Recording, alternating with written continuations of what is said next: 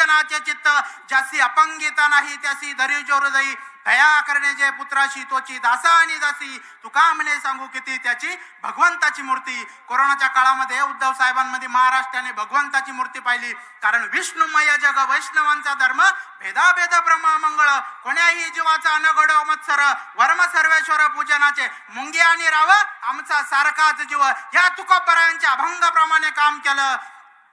आणि आज त्याच उद्धव साहेबांना एकटं पाडण्याचा प्रयत्न होतोय. त्याच उद्धव साहेबांना आज एकटं पाडलं गेलंय. पण साहेब काळजी करू नका, 16व्या वर्षी रायरेश्वराच्या मंदिरात जाऊन हिंदवी स्वराज्याचा रणशिंग फुकणाऱ्या छत्रपती शिवरायांना सुद्धा एकटा पाडण्याचा प्रयत्न झाला होता. त्यांना सुद्धा एकटा पाडायला औरंगजेब, बादशाह, विजापूरचा आदिलशाह, कुतुबशाह, फितोर झालेले खंडोजी खोपडे, बाजी घोरपडे, मोठे मोठे वतनदार हे एका बाजूला होते आणि छत्रपती शिवराय एका बाजूला होते. पण त्यावेळेस मुठभर मावळ्यांनी सांगितलं होतं, महाराज लाग गेलं तर जाऊ द्या, पण आम्ही तुमच्या सोबत आहे आणि आम्ही तुमच्यासाठी आमच्या जीवाचा कोट करू, हे सांगणारे होते तानाजी मालुसरे, हिरोजी इदलकर, शिवाजी काशीद, मदारी मेहतर. या मावळ्यांनी तन मन धनाने काम केलं आणि त्यावेळेस खऱ्या अर्थानं छत्रपती शिवरायांना साथ दिली ती 18 पगड जाती आणि 12 बलुतेदार. आणि मग 6 जून 1674 शिवरायांचा रायगडावर शिवराज्याभिषेक सोहळा झाला आणि खऱ्या अर्थाने स्वराज्य निर्माण झालं. म्हणून हा छत्रपती शिवरायांचा महाराष्ट्र आहे. हा निवृत्ती ज्ञानदेव सोपान मुक्ताबाई एकनाथ नामदेव तुकारामांचा महाराष्ट्र आहे. हा अवघाची संसार चुकाचा करीना आनंदे बरेना तिन्ही लोकांचा गजर करणाऱ्या ज्ञानेश्वर माऊलींचा महाराष्ट्र आहे.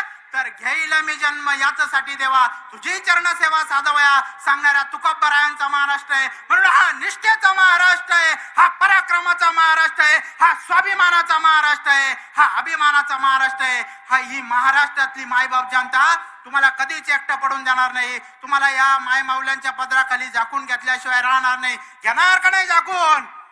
बोलो छत्रपती शिवाजी महाराज की. साहेब मुख्यमंत्री असताना कोरोनाचा काळ होता, त्यावेळेस कोणी म्हणायचं तुम्ही हिंदुत्व सोडलं, कोणी म्हणायचं तुम्ही मंदिर उघडा, कोणी म्हणायचं तुम्ही हनुमान चालीसा म्हणा. अरे हनुमान चालीसा शिवसैनिकांच्या हृदयामध्ये आहे. प्रभू रामचंद्र आणि हनुमंतराय शिवसैनिकांच्या आणि उद्धव साहेबांच्या मनामध्ये आहे.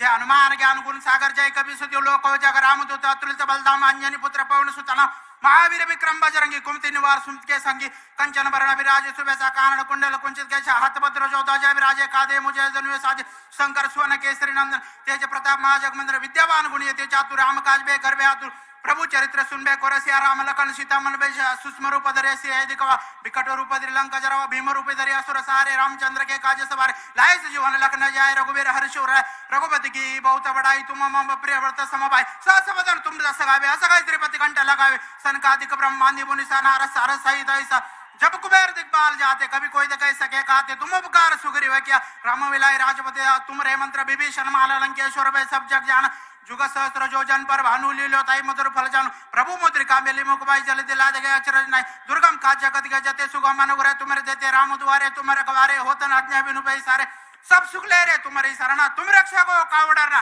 आपण त्याचे समारोह आपे तीन लोक हा कथे कापे भूत पिशाच निकटे ने आवे महावीर जब नाम सुनावे नाय सरो घरे सब पिराज पंदिरदार हनुमत बीरा संकट दे हनुमान जुड़ावे मरकम भजन ध्यान जो लावे सब पर राम तपस्वी राजा तिनके काल सब तुम साजा और मन जो कोई लावे सोई अमित जीवन फल पावे चारों जुग प्रताप तुम्हारा कहे परिस्थिति जगत उजारा साधु संत के तुम्हारा कवारे असुर निकंद राम दुलारे अष्ट सिद्धि नौनिध के दाता सुवर दीन जानकी माता राम रसायन तुमरे पासा सदा रघुपत के दासा तुमरे भजन राम को पावे जन्म जन्म के दुख विसरावे अंत काल रघुवर पुर चाई जहाँ जन्म हरि भक्त गाय और देवता चित्तन धरे हनुमत से सब सुख रही संकट कटे मिटे सब पिरा जो सुमिरो हनुमत बल बेरा जय जय जय जय जय जय हनुमान गोसाई कृपा करो गुरुदेव कने जो सतबार पाठ कर कोई छुट्टी बंदी माँ सुकोई जो या पड़े हनुमान चालीसा होय सिद्धि साकी गौरीसा तुलसीदास सदारी चेहरा कि जय नाथ हृदय महाडेरा बोलो पवन पुत्र हनुमान की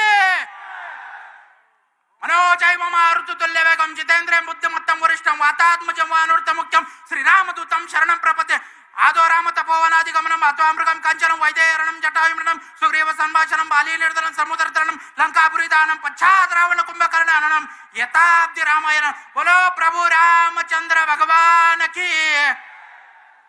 उद्धव साहेबांनी हिंदुत्वाला नव्हतं सोडलं, भाजपला सोडलं होतं. कारण हिंदुत्व तर शिवसेनेचा प्राण आणि आत्मा आहे. धर्म हे होतो अंती धर्म रक्षिते रक्षित तस्मो धर्मानतव्यो मानो धर्म अंतोदित यदा यदा हि धर्मस्य ग्लानिर्भवति भारतम अभ्युत्थानम धर्मस्य तदात्मानं सृजाम्यहम्. हे हृदयात राम आणि हाताला काम हे हिंदुत्व उद्धव साहेब पुढे घेऊन चाललेले. म्हणून चला संकल्प करूया, आई तुळजाभवानी आणि शिव छत्रपतींचा आशीर्वाद, आई तुळजाभवानी आणि शिव छत्रपतींचा आशीर्वाद. चला देऊ उद्धव साहेबांना साथ, हा संकल्प करूया. आणि जाता जाता कवी दुष्यंत म्हणतोय गंगा की कसम जमुना की कसम ये ताना बाना बदलेगा, गंगा की कसम जमुना की कसम ये ताना बाना बदलेगा, रावी की रवानी बदलेगी, सतवज का मुआना बदलेगा, जर जोश में तेरा होश रहा तो जालिम का जमाना बदलेगा, कुछ तुम बदलो कुछ हम बदलेंगे तो ये फसाना बदलेगा. जय हिंद, जय महाराष्ट्र, जय जवान, जय किसान.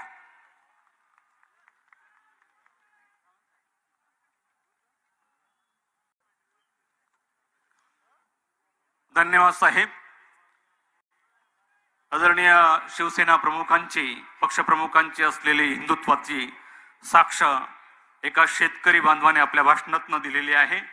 यानंतर या सभेला आपलं मनोगत व्यक्त करतील महाराष्ट्र उत्तर प्रदेशच्या महिला संघटिका आदरणीय शुभांगीताई पाटील यांना विनंती करतो की त्यांनी या प्रसंगी आपलं मनोगत व्यक्त करावं.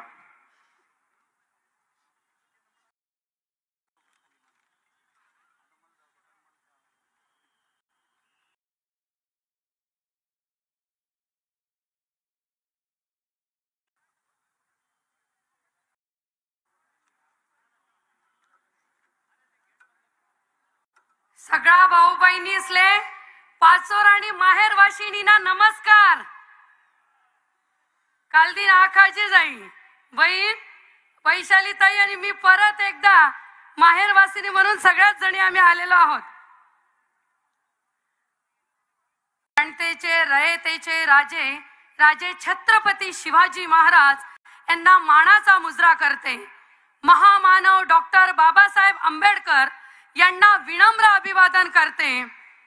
ज्यांच्यामुळे ज्या सावित्रीमाई महात्मा फुले यांच्यामुळे आम्हाला माईक धरता आला अशा यांना विनम्र अभिवादन करत, हिंदू हृदय सम्राट माननीय बाळासाहेब ठाकरे यांच्या पावन स्मृतीस विनम्र अभिवादन करत, मासाहेब यांच्या स्मृतीस विनम्र अभिवादन करते. आरो पाटील तात्या साहेब तुम्ही होतात म्हणून पाचोऱ्याचा शेतकरी ताटमानेने जगू शकले असे आमचे पितृतुल्य आरो पाटील साहेब यांच्या स्मृतीस विनम्र अभिवादन करत, सन्माननीय व्यासपीठावर विराजमान ज्यांना आपण ऐकण्यासाठी उत्तर महाराष्ट्र आणि विशेषतः माझा खानदेश आतुर आहे असे आदरणीय उद्धव साहेब, आदरणीय आदित्य साहेब, ज्यांना आपण म्हणतो की आमची तोप आहे आणि निष्ठावंत, निष्ठा काय असते असे आमचे आदरणीय खासदार संजय राऊत साहेब, तसेच आमचे आदरणीय विरोधी पक्षनेते अंबादास दानवे साहेब, आदरणीय माझे मार्गदर्शक विनायक राऊत साहेब, आमचे खैरे साहेब,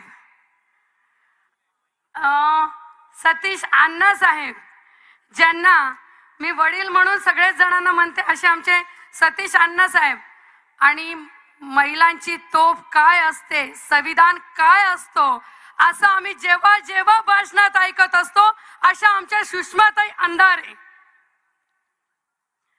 तसेच सर्वच आमच्या दादा असतील, गीते दादा असतील, सर्वच तोला मोलाचे आमच्या जळगाव जिल्ह्याच्या महापौर असतील जयश्रीताई, सगळे जिल्हा प्रमुख, आणि सगळ्यात महत्वाचं ज्यांना माहेर वासिनी जी असते, तुम्ही मला पदवीधरला जशी साथ दिली तशी आता वैशाली ताईंना आमदार करायचं आहे आणि असा भव्य दिव्य नियोजन ज्यांचं आहे अशा आमच्या वैशाली ताई साहेब.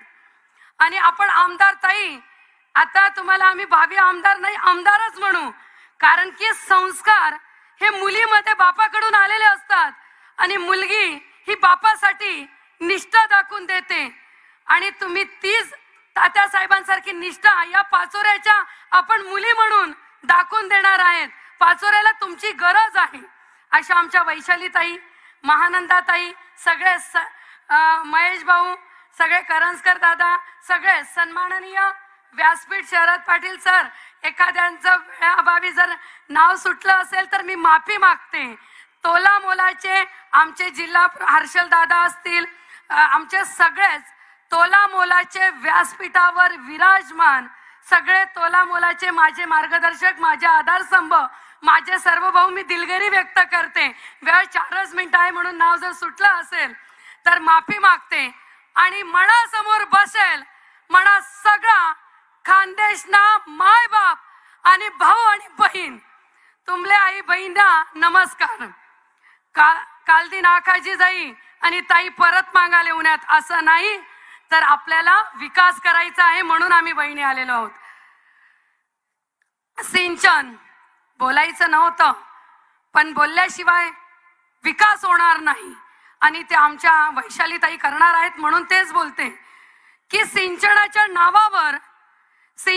नावावर नुसतं सांगितलं जातं की सिंचन, तालुक्यातील सिंचनाचा प्रश्न मागील 10 वर्षापासून प्रलंबित असून केवळ सिंचनाच्या नावाने गाजरा दाखवल्या जातात. परमिशन मिळत नाही म्हणून नुसतं गाजरा दाखवून भागवलं जातं. ताई, तरी सिंचनाचा प्रश्न हा सुटलेला नाही आणि वैशाली ताई तो सोडवण्याचा आणि आपली शिवसेना आणि महाविकास आघाडीच तो प्रश्न सोडू शकते म्हणून महाविकास आघाडीच आपल्याला पाहिजे. नाही तर हा प्रश्न तसाच्या तसा इतक्या दिवसापासून फक्त वचननाम्यावर दिसतो, मात्र सोडवला जात नाही. म्हणून सिंचनाच्या प्रश्नासाठी महाविकास आघाडी महत्वाची आहे. आणि पाचोऱ्याचा विकास झाला तर आम्हाला नक्कीच वाटेल.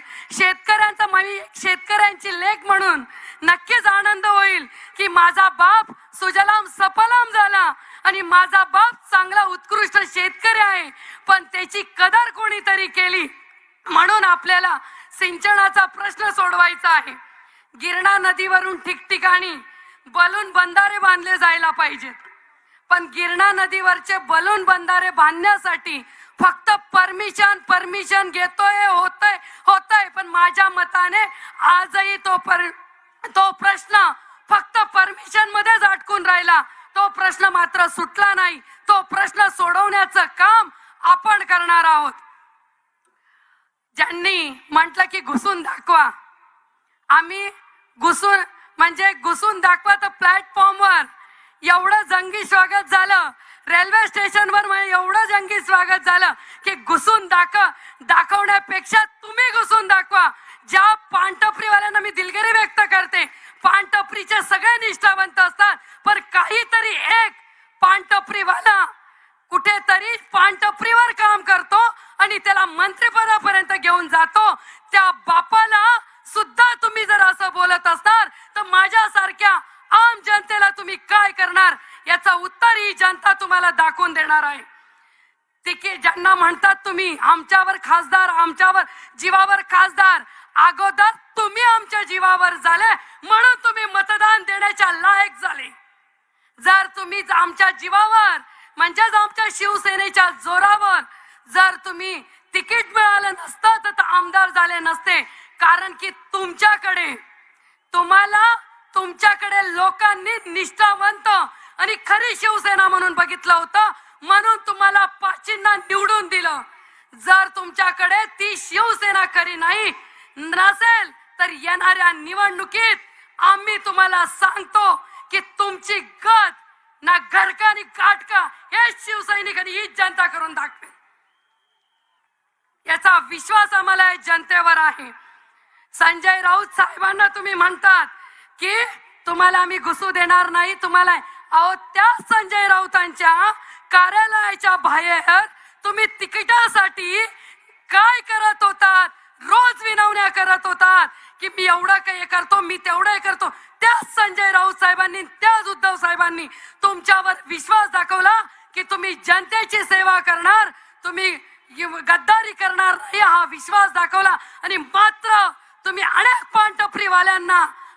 पानटपरीवाल्यांना गद्दारीच्या ह्याच्यात हे केला. पण पानटपरीवाला खरा असतो फक्त तुमच्यासारखे एखादी व्यक्तीच हा असा घडतो की जो फक्त आणि फक्त खोक्यांवर आणि याच्यावर चालतो. मी नाही म्हणत ते, हे प्रिंट मीडिया आणि इलेक्ट्रॉनिक मीडिया त्यांनीच तुम्हाला दाखवून देणार आहे की ही खुर्च्या आणि ते किती आहेत आणि आमची निष्ठा काय आहे, तुमची गद्दारी काय आहे.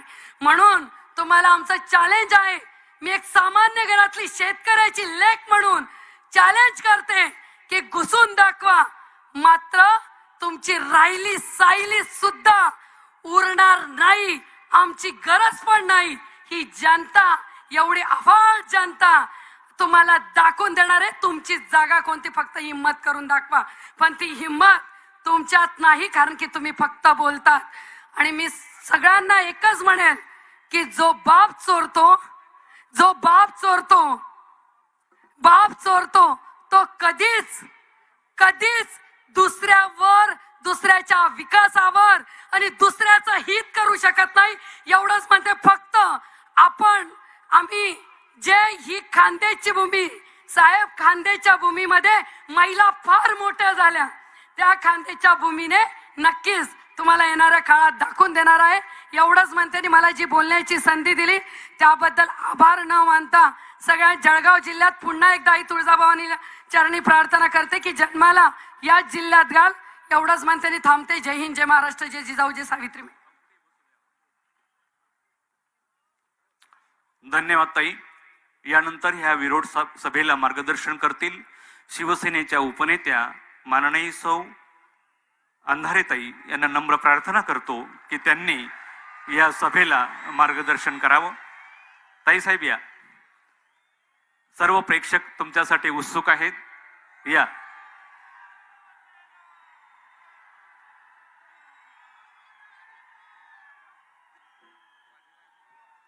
थँक्यू. सन्माननीय विचारमंचाच्या समोरील आपण सर्व सन्माननीय, परिवर्तनाच्या लढ्यात ज्या ज्या महामानवांनी योगदान दिलं त्या सर्व महामानवांना, महानायिकांना विनम्र अभिवादन करत, ही शिवसेना ज्यांनी रक्ताचं पाणी करून रुजवली, वाढवली, घडवली, त्या वंदनीय बाळासाहेबांना अभिवादन करत,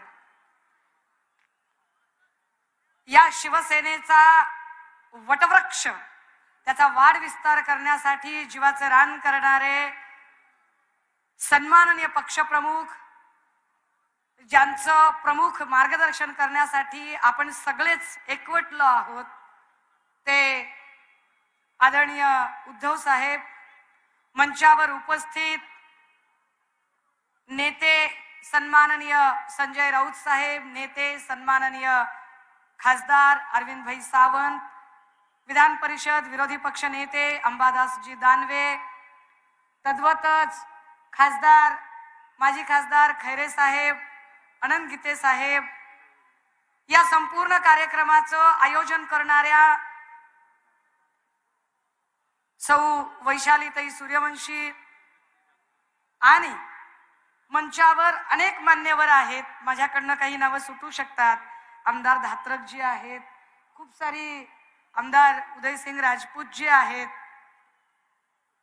अनेक जिल्हा प्रमुख, शहर प्रमुख, पदाधिकारी, समन्वयक, सर्व डिजिटल आणि प्रिंट माध्यमांचे मान्यवर प्रतिनिधी, या सभेसाठी आवर्जून पंचक्रोशीतून उपस्थित झालेले सर्व निष्ठावंत शिवसैनिक भावांनो आणि बहिणींनो, आणि कसं का होईना पण घुसता आलं पाहिजे यासाठी करतच असतील प्रयत्न, तर आमचे बालकमंत्र्यांचे काही समर्थक, मी त्याच्यावर नंतर येईल. मी आधी काही महत्वाचे मुद्दे मांडते. दादा हो, एकूण आज इथली जी सभा आहे ती सभा सर्वार्थाने महत्वाची आहे. कारण माझ्या माहितीप्रमाणे ही सभा दिवंगत आरव तात्या यांना अपेक्षित सभा होती. दिवंगत आरव तात्यांनी 2019ला विविध उपक्रमांचे उद्घाटन आणि सन्मान्य पक्षप्रमुखांची सभा आयोजित करण्यासाठीची वेळ घेतली. सभेचं नियोजन सुरू झालं, सभेची सगळी तयारी सुरू झाली आणि मध्येच दुर्दैवी घटना घडली. दिवंगत आरव तात्या आपल्यामध्ये राहिले नाहीत. ती सभा तशीच राहून गेली. आरव तात्यांना असं वाटलं होतं की कुणीतरी हा तत्वनिष्ठतेचा गाडा पुढे न्यावा. आधी त्यांनी अगदी विश्वासाने त्यांना वाटलं की नेईल बाबा आपला पुतण्या तरी पुढे नेईल. परंतु खोके आणि खुर्च्या माणसाला निष्ठा बदलायला भाग पडतात. त्या पद्धतीनं त्यांच्या निष्ठा बदलल्या. परंतु आरव तात्यांच्या कन्या ठामपणे उभ्या राहिल्या की मला माझ्या वडिलांचा हा तत्वनिष्ठ जीवन व्यवहार ही विचारधारा पुढे न्यायची आहे. आजची सभा हे सांगण्यासाठी आहे की होय, दिवंगत आरव तात्यांच्या नंतर त्यांच्या कन्या वैशालीताई सूर्यवंशी यांच्या पाठीशी पक्ष अत्यंत ठामपणे उभा आहे.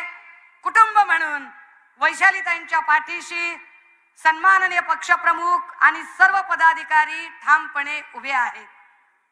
राजे हो, या सभेच्या निमित्ताने सभेच्या आधी बऱ्याच वल्गना झाल्या, बरीच काही एकमेकांवरती फैरी झाल्या. मला माध्यमांनी विचारलं की काही लोकांनी म्हणे आपली सभा रद्द करण्याचे प्रयत्न चालवलेले आहेत. म्हटलं अहो, काही लोकांनी म्हणजे 8-10 लोकांनी का?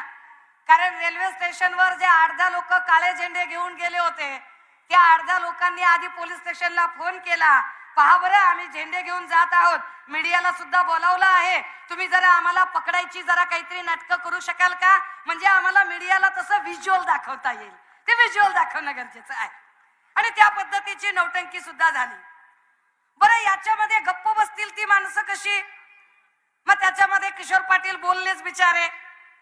किशोर आप्पाला मी मागेच म्हटलंय महाप्रबोधन सभेमध्ये, आप्पा मारू नकात विनाकारण गप्पा, कारण तुमच्यावर लागला आहे गद्दारीचा ठप्पा.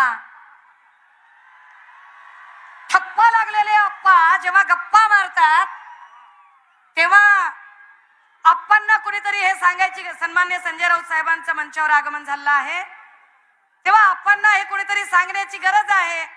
ते असं म्हणाले की ह्या खुर्च्या 25,000 आहेत. बघा म्हणले 25,000 खुर्च्या आहेत. उदय भाऊ कसे मागे राहतील? उदय भाऊ म्हणाले अहो 8,000 खुर्च्या आणि ते 80,000 सांगतील.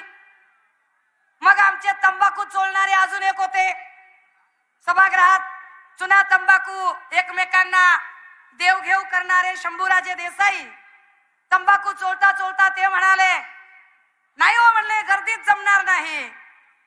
उदय भाऊ, किशोरप्पा, शंभूराजे देसाई. शंभूराजेंना कदाचित तंबाखू चोळण्यात ते व्यस्त असतील, त्यांना सोडून देऊ. परंतु ज्यांना शंका वाटते की किती खुर्च्या आहेत, कृपया आप्पाने स्वतः जातीने यावं आणि खुर्च्या मोजाव्यात. आपलं काही म्हणणं नाही. आप्पाला आम्ही खुर्च्या मोजताना जराही अडवणार नाही.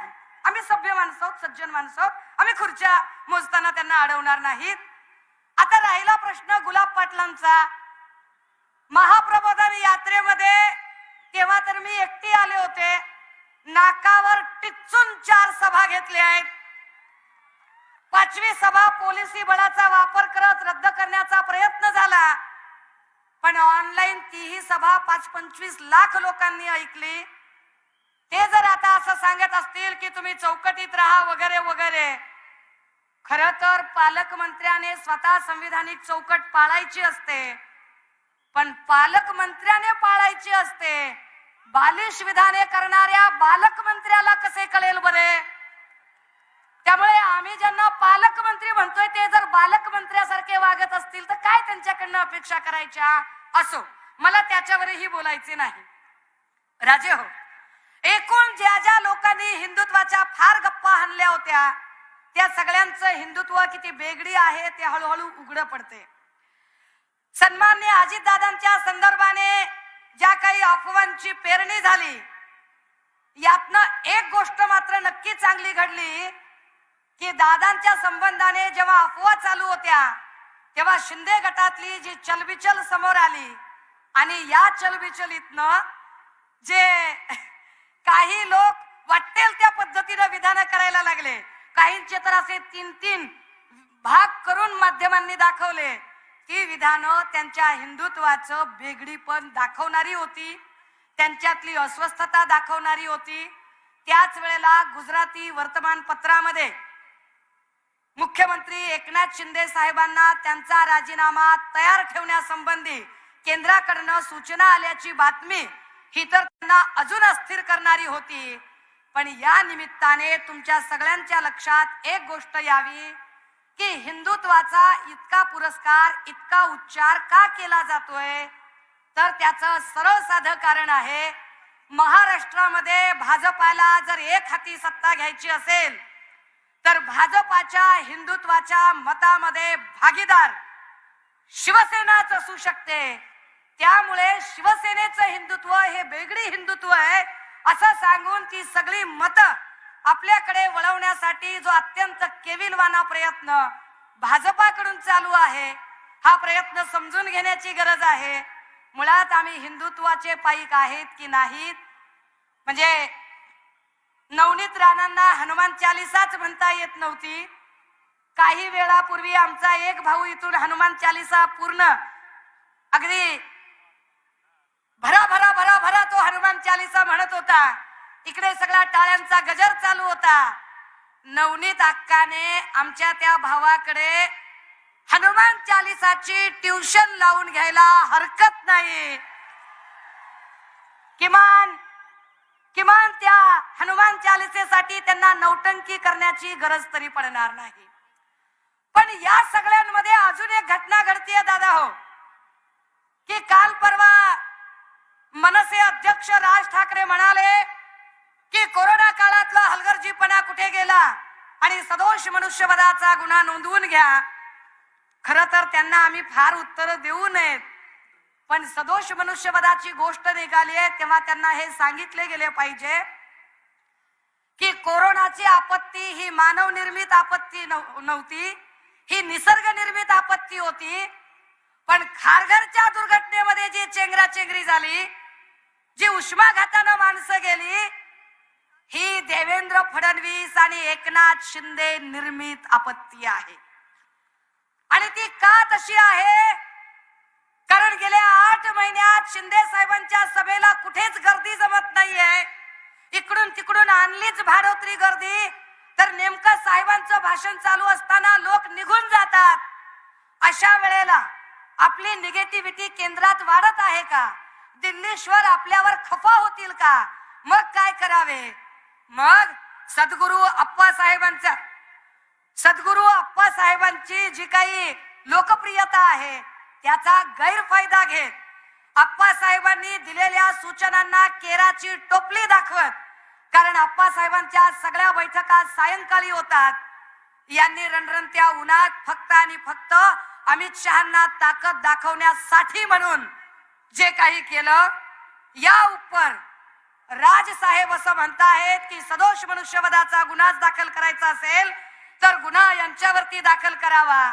आता राजसाहेबांना माध्यमांच्या समोर 2-3 प्रश्न विचारावे लागतील. मला क्षमा करा आयोजकांनी की मी 2 ते 3 मिनिटं आपले घेते. राजसाहेब, कोरोनाचा काळ चालू असताना मुख्यमंत्री सहाय्यता निधीच्या ऐवजी पीएम केअर फंडामध्ये पैसे भरा असे ज्या वेळेला देवेंद्र फडणवीस म्हणत होते तेव्हा आपण देवेंद्रजींना राजकारण करू नका असे का सुनावले नाही. जेव्हा भाजपा सुपारीबाज लोकांना पुढे करून जाणीवपूर्वक मंदिरं खुली करण्याची आंदोलनं करत होती, खरं तर फक्त मंदिरच नाही मंदिर असेल, विहार असेल, गुरुद्वारा असेल, चर्च असेल, मस्जिद असेल, सगळीच प्रार्थना स्थळं बंद होती. अगदी आंबेडकर जयंतीचा जल्लोषही बंद होता. पण फक्त वारीच बंद आहे असं चित्र दाखवत जाणीवपूर्वक या राज्यात राजकीय अस्थिरता निर्माण करण्याचा प्रयत्न करणाऱ्या भाजपाई नेत्यांना राजकारण करू नका असं राजसाहेब आपण का म्हणाला नाहीत? हलगर्जीपणाचंच बोलायचं असेल तर गुजरातला जेव्हा रस्त्यावर कोरोनाग्रस्तांची प्रेत जाळली जात होती तेव्हा तो हलगर्जीपणा नव्हता का राजसाहेब? आणि राजदादा, मी पुन्हा सांगते, दादा हा शब्द गुंडगिरीतला दादा नव्हे, आम्ही आदराने दादा म्हणतोय तुम्हाला. राजदादा,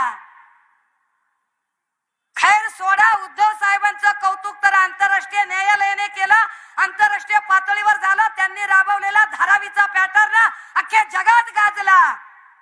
त्यांचं कौतुक दस्तूर खुद्द भाजपचं सरकार असणाऱ्या पंतप्रधान नरेंद्र मोदीजींनीही केलं. पण राजदादा, जर तुम्ही एवढंच हलगर्जीचं बोलत असाल तर गंगा नदीवर ज्यांच्यामुळे कोरोनाग्रस्तांची प्रेत तरंगली, प्रेत तरंगत ठेवली, त्या योगी आदित्यनाथांवरती सदोष मनुष्यवधाचा गुन्हा दाखल करण्याच्या संबंधाने तुम्ही हिम्मत करून बोलणार आहात का ते सांगा. मग आम्ही तुमची पाठ थोपटतो आणि म्हणतो की होय, राज ठाकरे खरंच सत्याचा वाली आहे आणि सत्य तेच मांडत असतो. आम्हाला या सगळ्यांमध्ये कुठलंही राजकारण आणायचं नाही. आम्ही वारंवार सांगतोय की या सगळ्या कुरघोड्यांच्या राजकारणामध्ये आणि सूडबुद्धीच्या राजकारणामध्ये ठरवून वारंवार इथलं राजकीय, इथली पूर्ण महाराष्ट्र अस्थिर होतोय. सुडबुद्धी आणि कुरघोडीच्या राजकारणामध्ये महाराष्ट्रातल्या शेतकऱ्यांचे प्रश्न, असंघटित कामगारांचे प्रश्न, महिला सुरक्षेचे प्रश्न, या सगळ्याच प्रश्नांकडे जे दुर्लक्ष होत आहे, या प्रश्नांवर कुणीतरी फोकस करणं गरजेचं आहे. महाराष्ट्रासाठी एक आश्वासक नेतृत्व आहे हे सांगण्याची गरज आहे. आणि यासाठी आज खानदेशमध्ये पाचोऱ्याच्या या भूमीवर सन्माननीय पक्षप्रमुख उद्धव साहेब या संपूर्ण अस्थिर अवस्थेमध्ये महाराष्ट्राला एक विधायक दिशा देण्यासाठी, खानदेश मधले प्रश्न खऱ्या अर्थाने ऐरणीवर आणण्यासाठी आज आपल्या सगळ्यांमध्ये उपस्थित होत आहेत. आयोजकांनी आणि आपण सगळ्यांनी ही भूमिका मांडण्याची, ऐकण्याची, ऐकून समजून घेण्याची संधी उपलब्ध करून दिली. थांबते, रजा घेते. जय महाराष्ट्र. धन्यवाद ताईसाहेब.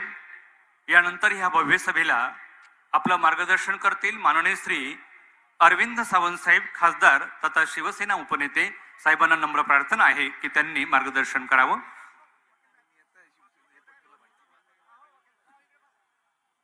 महाराष्ट्राचं आराध्य दैवत, किंबहुना देशाचं आराध्य दैवत छत्रपती शिवराय, भारत रत्न परमपूज्य डॉक्टर बाबासाहेब आंबेडकर, ज्यांनी मराठीचा ध्यास तुमच्या आमच्या हृदयात भिनवला, हिंदुत्वाचा श्वास दिला, ते वंदनीय हिंदू हृदय सम्राट शिवसेना प्रमुख श्रीमान बाळासाहेब ठाकरे, या सर्वांना अभिवादन करून आजच्या या विराट सभेला संबोधित करण्यासाठी महाराष्ट्राचे माजी मुख्यमंत्री आणि शिवसेनेचे पक्षप्रमुख उद्धवजी ठाकरे यांचं अल्पकाळात आगमनच होणार आहे. आता व्यासपीठावर शिवसेनेचे ज्येष्ठ नेते, सामनाचे संपादक आणि ज्यांच्या तोफेतनं रोज काही लोकांना ठोके लागतात असे सन्माननीय संजय राऊत साहेब, सन्माननीय दानवे साहेब, वैशालीताई, गीते साहेब, खैरे साहेब, साहेबांचं आगमन होत आहे. आपण जोरदार घोषणांनी साहेबांचं स्वागत करायचं आहे.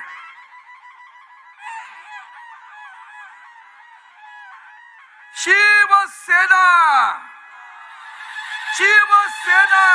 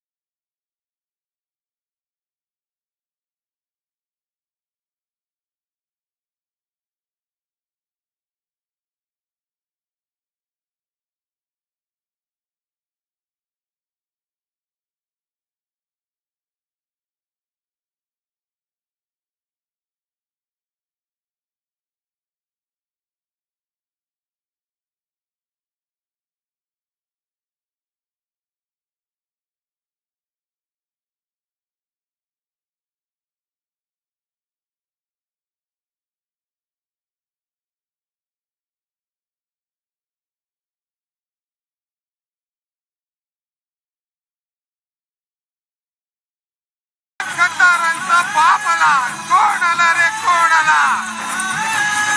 जय भवानी. क्षत्रिय कुलावतन सिंहासनाधीश्वर राजाधिराज गोब्राह्मण प्रतिपालक छत्रपती शिवाजी महाराज की जय भवानी. आवाज कुणाचा? माननीय पक्षप्रमुख उद्धवसाहेब बाळासाहेब ठाकरे यांचा. जय भवानी.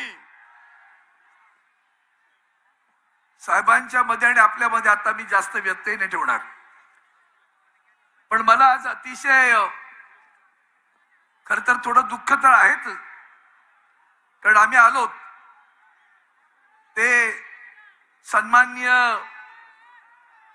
कैलासवासी आमदार R.O. पाटील साहेबांना आदरांजली व्हायला आलो. आणि ती आदरांजली वाहताना आदरणीय उद्धवजी ठाकरे साहेब इथं यावेत. मला जुन्या खूप आठवणी येतात. मी 1992 सालापासून 2005 पर्यंत या जिल्ह्याचा संपर्क प्रमुख होतो.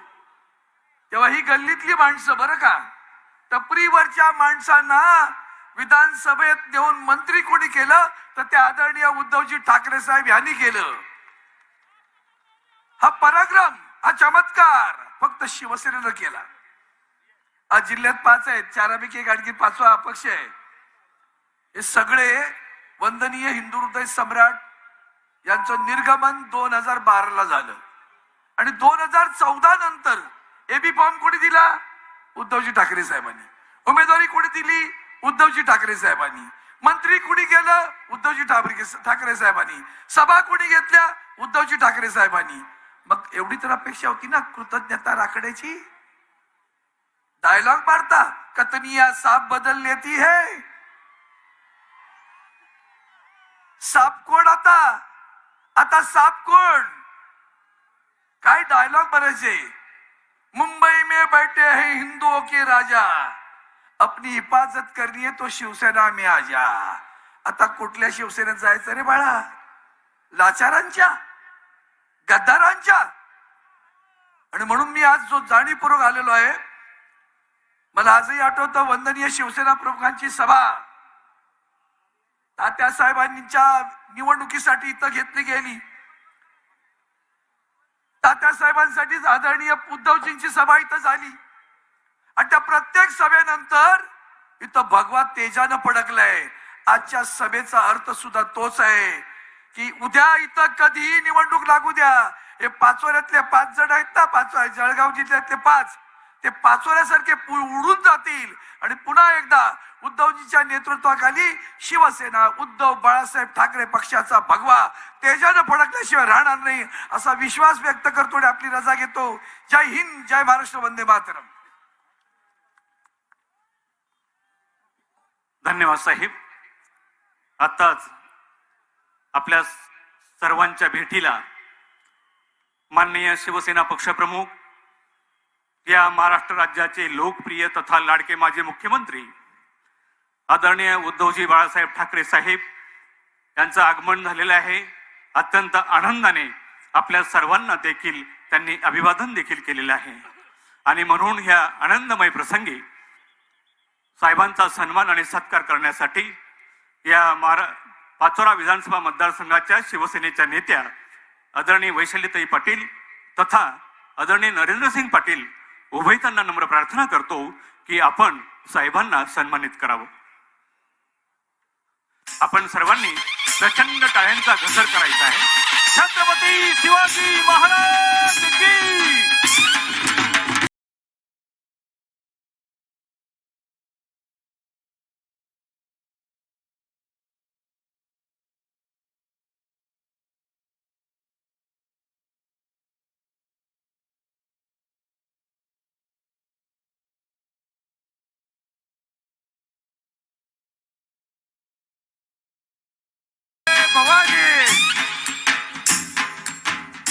यानंतर आजच्या ह्या विराट सभेला आपलं मनोगत व्यक्त करतील पाचोरा विधानसभाच्या शिवसेनेच्या नेत्या आदरणीय वैशालीताई पाटील.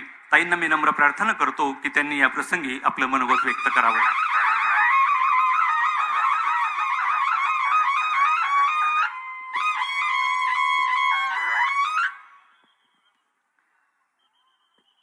हिंदवी स्वराज्याचे संस्थापक छत्रपती शिवाजी महाराज, क्रांतीसूर्य महात्मा ज्योतिबा फुले, महामानव भारतरत्न डॉक्टर बाबासाहेब आंबेडकर, वंदनीय बाळासाहेब ठाकरे, आदरणीय तात्यासाहेब, या सर्वांना विनम्र असं अभिवादन करते. व्यासपीठावर उपस्थित शिवसेनेचे पक्षप्रमुख आणि महाराष्ट्र राज्याचे माजी मुख्यमंत्री सन्माननीय उद्धवसाहेब ठाकरे, महाराष्ट्राची बुलंद तोफ खासदार संजयजी राऊत साहेब, सन्माननीय अनंत गीते साहेब, सन्माननीय अरविंद सावंत साहेब, सन्माननीय विरोधी पक्षनेते अंबादास दानवे साहेब, आमच्या सुषमाताई अंधारे, खासदार चंद्रकांतजी खैरे साहेब, व्यासपीठावर उपस्थित सर्व तोलामोलाचे मान्यवर आणि तात्यासाहेबांच्या आणि निर्मल कुटुंबावर प्रेम करणारे सर्व ज्येष्ठ श्रेष्ठ मान्यवर, माझे निष्ठावान शिवसैनिक बंधू भगिनींनो आणि पत्रकार बांधवांनो, खर तर आज माझ्यासाठी आजचा दिवस आनंद आणि वेदनेचा असा संमिश्र भावना माझ्या मनात आहेत. वेदना यासाठी की आज तात्यासाहेब नाहीत हे अतिशय दुःखदायक माझ्यासाठी आहे. तात्यासाहेब नसताना ही उद्धव साहेबांची सभा पहिलीच सभा, आणि आनंद यासाठी आहे की आज माझे वडील तात्यासाहेब यांचं स्वप्न पूर्ण होत आहे. तुम्हाला आठवत असेल बंधूंनो, ती तारीख 14 फेब्रुवारी 2019. याच तारखेला माननीय उद्धव साहेबांची सभा पाचोऱ्यामध्ये जाहीर झाली होती. जगातलं आधुनिक तंत्रज्ञान पाचोऱ्यात आणून तात्यांनी देशातली पहिली भव्य दिव्य अशी प्रयोगशाळा उभी केली. या प्रयोगशाळेचं उद्घाटन फक्त आणि फक्त उद्धव साहेबांच्याच हस्ते व्हावं ही तात्यांची अतिशय मनस्वी इच्छा होती. पण दुर्दैवानं तात्यासाहेबांचं निधन झालं आणि ते आपल्याला सोडून गेलेत आणि त्यांची इच्छा अपूर्ण राहिली. पण आज तो योग आला. त्यांच्या इच्छेनुसार प्रयोगशाळेचं उद्घाटन माननीय उद्धव साहेबांच्याच हस्ते झालं. त्याचबरोबर तात्यांच्या पुतळ्याचं अनावरणही माननीय उद्धव साहेबांच्याच हस्ते झाले. हे तात्यांची जी काही इच्छा होती ती आज पूर्ण झाली. बंधूंनो, तात्यासाहेब एक निष्ठावंत शिवसैनिक म्हणून जगले.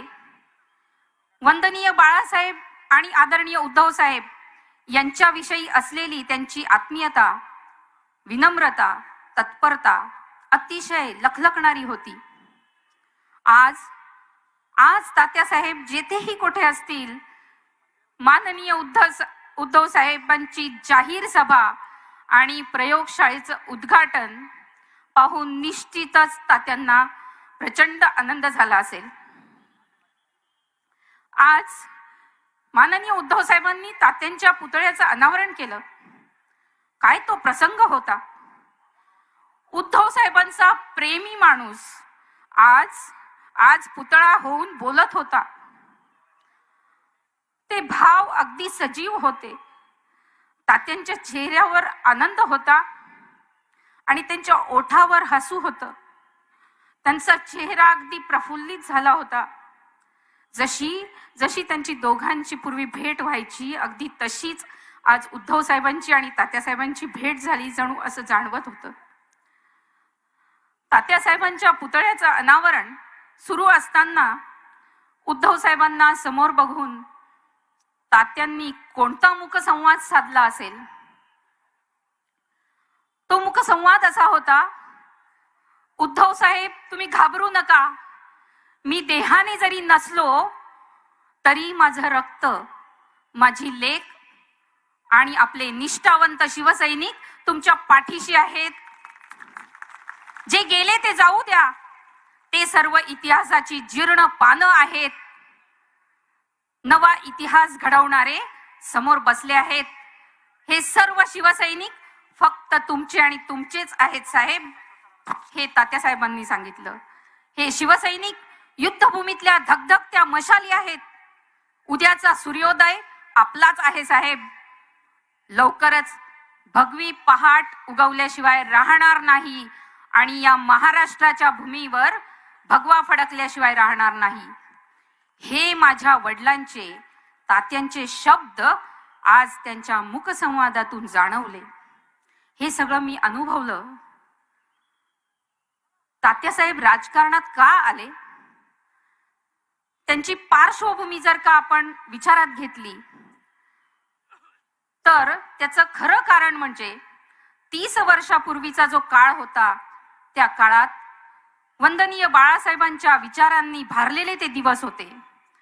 त्यांचे विचार सळसळत्या तरुणाईला साथ घालत होते. तेव्हा बाळासाहेबांच्या विचारांनी प्रेरित होऊन तात्यासाहेबांनी शिवसेनेत प्रवेश केला. त्या काळची परिस्थिती अशी होती की आदरणीय सुभाषजी देसाई साहेब, आमच्या जळगावचे गणेशजी राणा साहेब, पाचोऱ्याचे राजेंद्र पाटील म्हणजे आमचे छोटू भाऊ, अशोकजी मिसाळ साहेब आणि पिंपळगावचे आमचे विजयसिंग देशमुख यांच्यासारख्या अनेक हाडाच्या शिवसैनिकांनी खेडोपाडी जाऊन शिवसेना उभारली. अशा काळात तात्यासाहेबांनी शिवसेनेत प्रवेश केला आणि त्या सर्व शिवसैनिकांच्या कष्टाला न्याय दिला. त्यांच्या विचारांना दिशा दिली.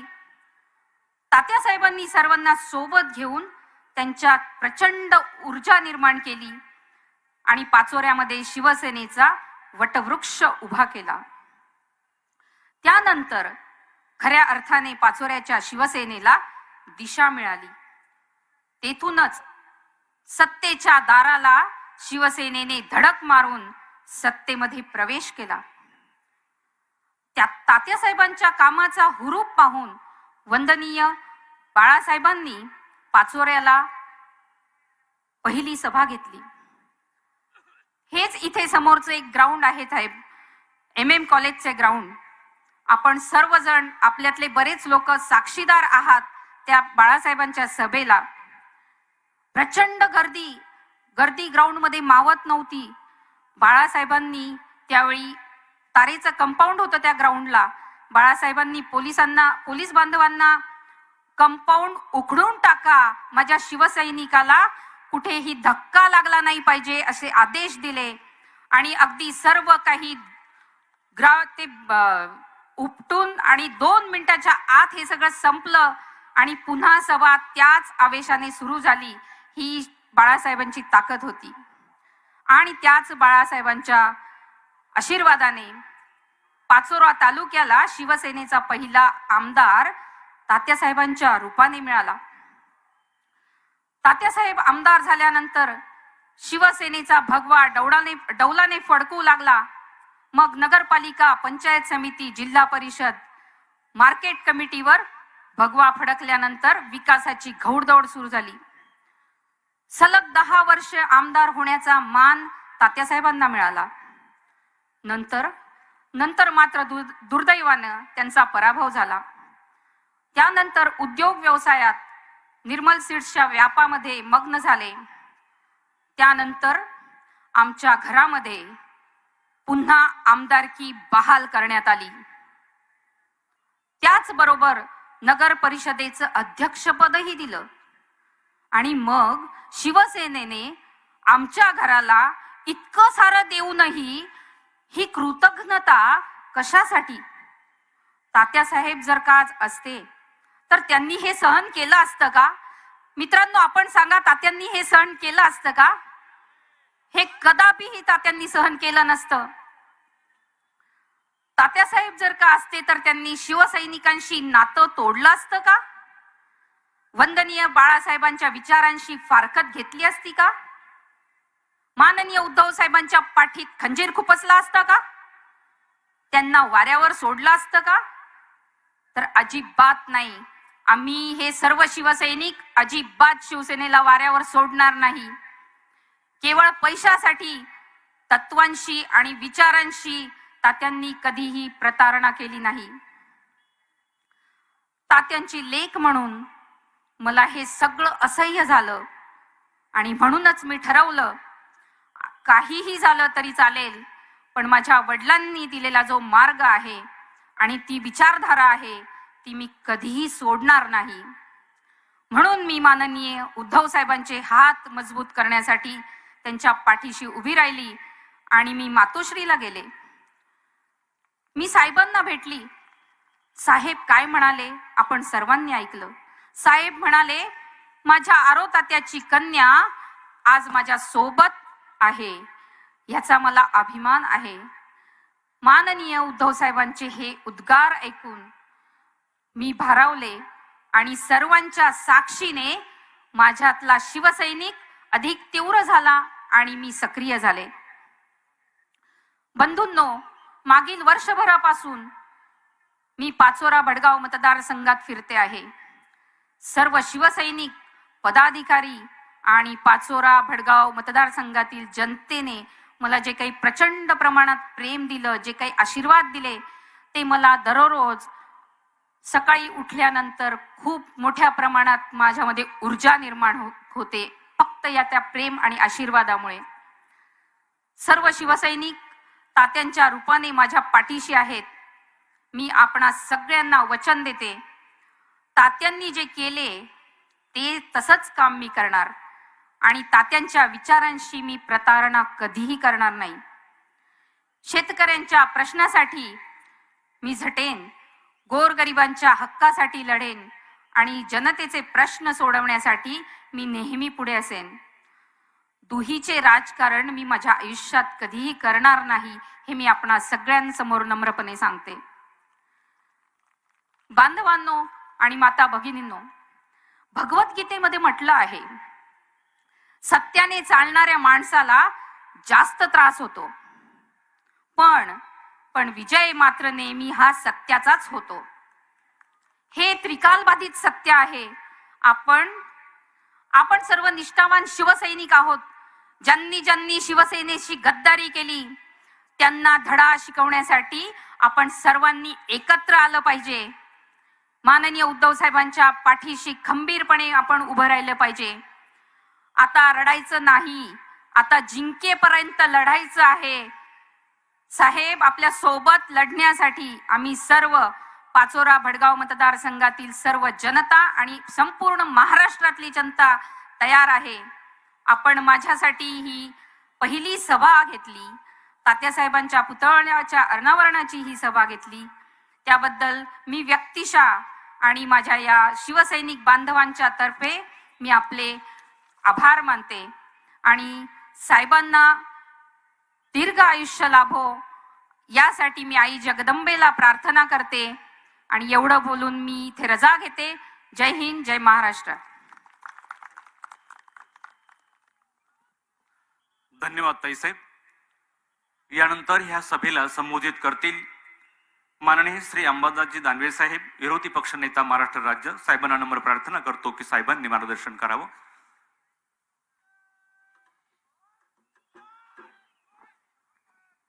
आदरणीय व्यासपीठ, उपस्थित सर्व मान्यवर आणि माता भगिनींनो, मी 2 मिनिटात बोलणार आहे. राजकीय भाषण बऱ्याच जणांनी केलं आणि उद्धवजी ठाकरे साहेब राजकीय भाषण करतील. पण तुम्ही एवढेच काही शेतकऱ्यांचे मुद्दे, या महाराष्ट्रातले आत्ताच्या घडीला जे जिवंत मुद्दे आहेत, सरकार वेगवेगळ्या घोषणा करतं परंतु शेतकऱ्यांपर्यंत काय पोहोचतं. आजच निवेदन आली आणि सत्यता आहे. मागच्या वर्षी कापूस 12,500 रुपयापर्यंत कापसाला भाव होता. आज कापसाला 7,000 सुद्धा भाव नाही. रोज 100 रुपये खाली येतो किंवा 200 रुपये वर जातो. 7,000 7,500 रुपयाच्या वर कापसाला भाव नाही आहे. याला कारण आहे की केंद्राचं धोरण, जे आयातीचं धोरण आहे, मागच्या वर्षी ज्यावेळेस कापसाला 12,500 रुपये भाव मिळत होता त्यावेळेस टेक्स्टाईल इंडस्ट्रीनं देशाचे जे मंत्री आहेत गोयल यांची भेट घेतली आणि भेट घेऊन या टेक्स्टाईल इंडस्ट्रीनं शेतकऱ्याला भाव मिळू नये म्हणून ऑस्ट्रेलियातून जवळपास 51,000 टन कापूस इथं आणण्याचा निर्णय घेतला.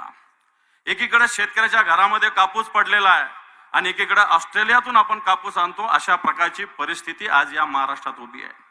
आणि म्हणून हे सरकार शेतकऱ्याच्या बाजूचं आहे का शेतकऱ्याच्या विरोधाचं, याचा विचार करण्याची वेळ आली. माता भगिनींनो, मागच्या वर्षामध्ये या महाराष्ट्रात अतिवृष्टी झाली, जुलैमध्ये झाली, ऑगस्टमध्ये झाली, सप्टेंबरमध्ये झाली, ऑक्टोबरमध्ये झाली.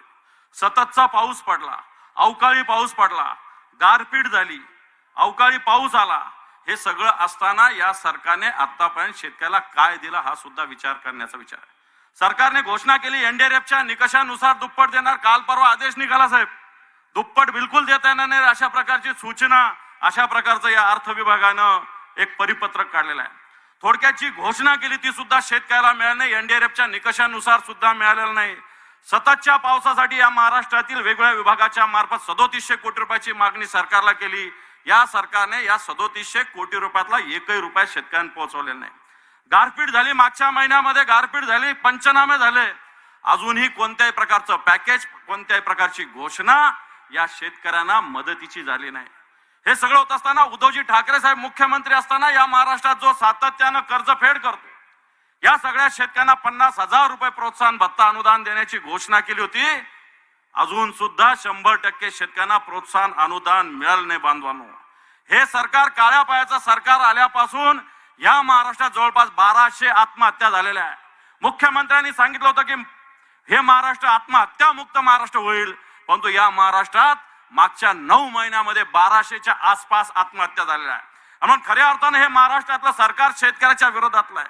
आज कापसाचं नुकसान झालेलं आहे, ज्वारीचं नुकसान झालेलं आहे, गव्हाचं नुकसान झालेलं आहे. इकडे पाहायला गेलं तर द्राक्षाचं नुकसान आहे, कांद्याचं नुकसान आहे, मोसंबीचं नुकसान आहे, टरबुजाचं नुकसान झालं, डाळिंबाचं नुकसान झालं, मिरचीचं नुकसान झालं. या सगळ्या पिकांचं नुकसान होऊन सुद्धा सरकार कुठं गुंतलेलं आहे?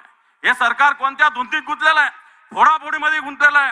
आणि म्हणून हे महाराष्ट्रातलं आजचं शेतकरी विरोधी सरकार आहे. आज खानदेशात सभा होत असताना एक कापूस आपलं महत्वाचं पीक आहे, ह्या कापूस शेतकऱ्याच्या घराघरात पडलेला आहे. आणि मला वाटतं जे घरात कापूस ठेवायला भाग पाडतं, या सत्ताधाऱ्याला सुद्धा येणार काळात आपल्याला घरात बसवण्याचा संकल्प या सभेच्या निमित्ताने घेतला पाहिजे असं आवाहन करतो आणि थांबतो. जय हिंद, जय महाराष्ट्र. धन्यवाद साहेब. यानंतर ह्या सभेला संबोधन करतील माननीय श्री संजयजी राऊत साहेब, खासदार तथा शिवसेना नेते. साहेबांना विनंती की आपण या सभेला संबोधित करावं.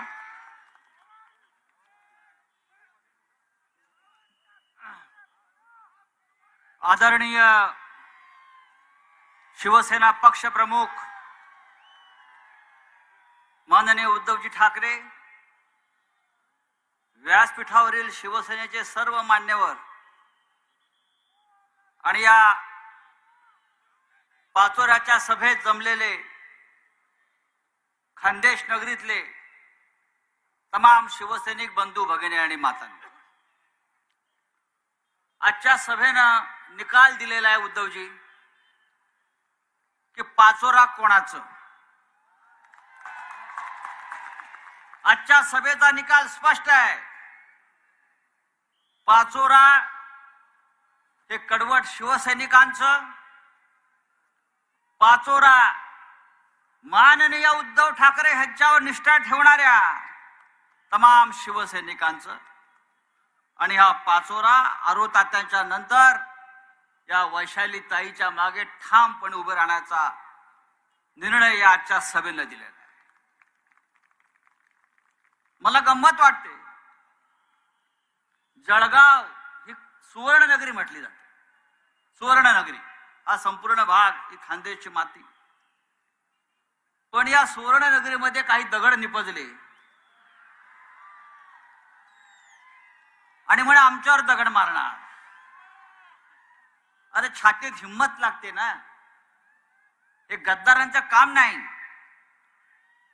घुसून दाखवा, घुसून दाखवा. अजून किती घुसायचं, इथपर्यंत घुसलो की. शिवसेनेच्या नादाला लागू नका. हिंदू हृदय सम्राट शिवसेना प्रमुख बाळासाहेब ठाकरे यांनी ही शिवसेना त्यांना वेळ जात नव्हता म्हणून स्थापन केली नाही. त्यांनी ही शिवसेना महाराष्ट्राचा स्वाभिमान, हिंदुत्व, कडवटपणा, ताठपणा हे राहावं यासाठी स्थापन केली. अरे तुम्ही माती खाल्ली असेल, पण हे हजारो लाखो शिवसैनिक आहेत आज या शिवसेनेशी मान राखून आहे. त्या जळगावमध्ये गुलाबो गँग स्थापन झाली आहे.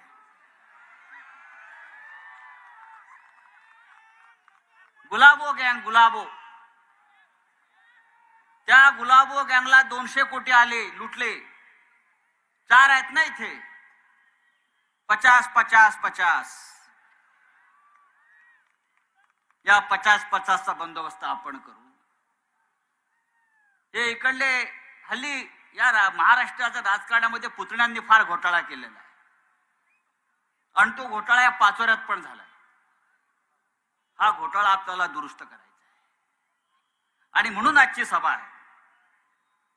आजच्या सभेला सगळ्यांची भाषणं झालेली आहेत, आपण ऐकली आहेत. मीही फार बोलणार नाही. आपल्याला माननीय उद्धव ठाकरे साहेबांचंच भाषण ऐकायचं आहे. मी फक्त इथे एवढंच सांगण्यासाठी उभा आहे, माननीय उद्धवजी, या जळगाववर लोकसभा असेल आणि विधानसभा असतील, त्या प्रत्येक विधानसभेवर शिवसेनेचाच भगवा फडकेल आणि फडकल्याशिवाय राहणार नाही. इतकंच बोलून मी थांबतो आणि तूर्त आपली रजा घेतो. जय हिंद, जय महाराज. धन्यवाद साहेब.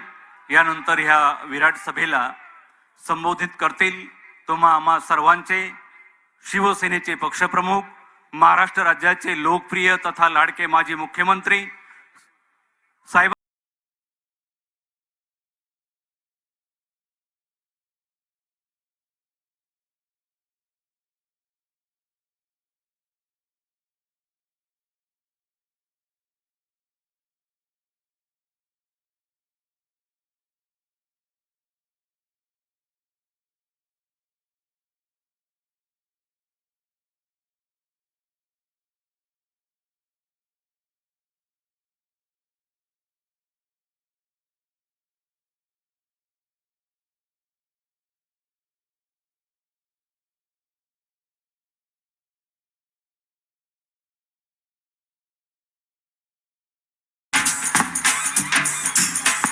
माननीय पक्षप्रमुख श्रीमान बाळासाहेब ठाकरे यांचा, माननीय पक्षप्रमुख श्रीमान बाळासाहेब ठाकरे यांचा. कोण आला रे, कोण आला, कोण आला रे, कोण आला. वंदनीय हिंदू हृदय सम्राट सरसेनापती शिवसेना प्रमुख महानेता बाळासाहेब ठाकरे यांचा. जय भवानी. अरे आवाज कुणाचा.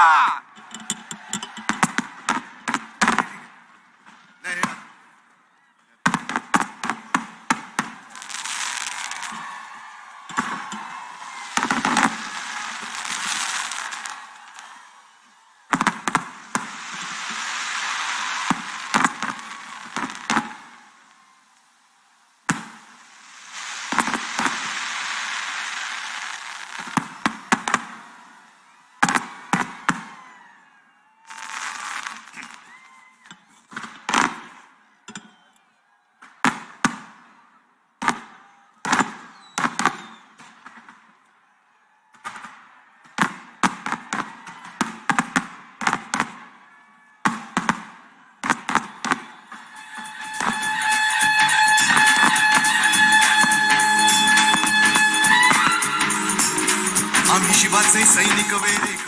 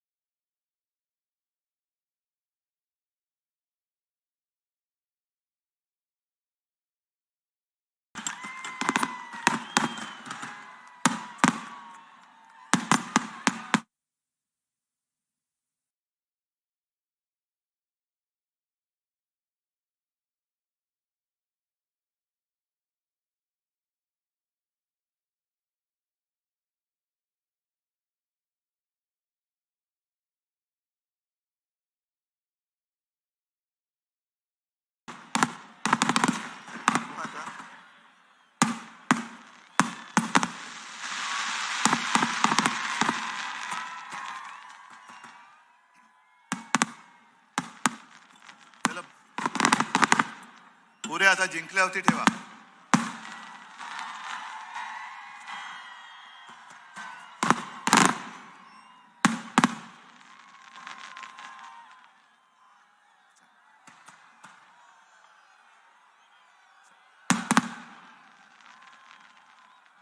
ठीक आहे, बसा आता बसा. जमलेल्या माझ्या तमाम हिंदू बांधवांनो, भगिनींनो आणि मातांनो,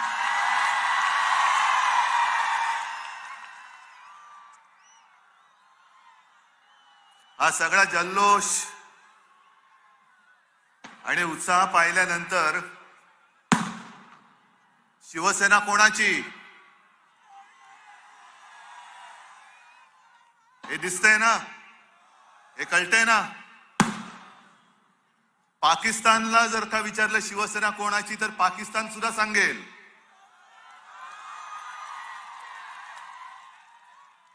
पण आमच्याकडे मोतीबिंदू झालेल्या निवडणूक आयुक्ताला कळत नाही. ठीक आहे, तो त्यांचा दोष आहे, त्यांचा धृतराष्ट्र झाला असेल, पण हा शिवरायाचा महाराष्ट्र आहे हे त्यांनी अजून ओळखलेलं नाहीये.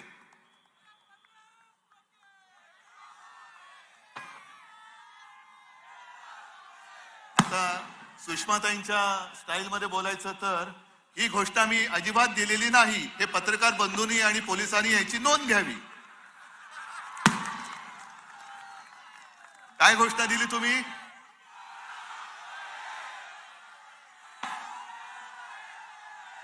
मी अजिबात काही बोललेलो नाही. बोललोय का? पण म्हणूनच विजय मी म्हंटल की हा छत्रपती शिवरायाचा महाराष्ट्र आहे. सगळं संपूर्ण बघतोय. एका मागोमाग एक सभा चाललेल्या आहेत, आपल्या जोरात होत आहेत, हाऊसफुल. काही जणांना असं वाटलं होतं की तेच म्हणजे शिवसेना. अरे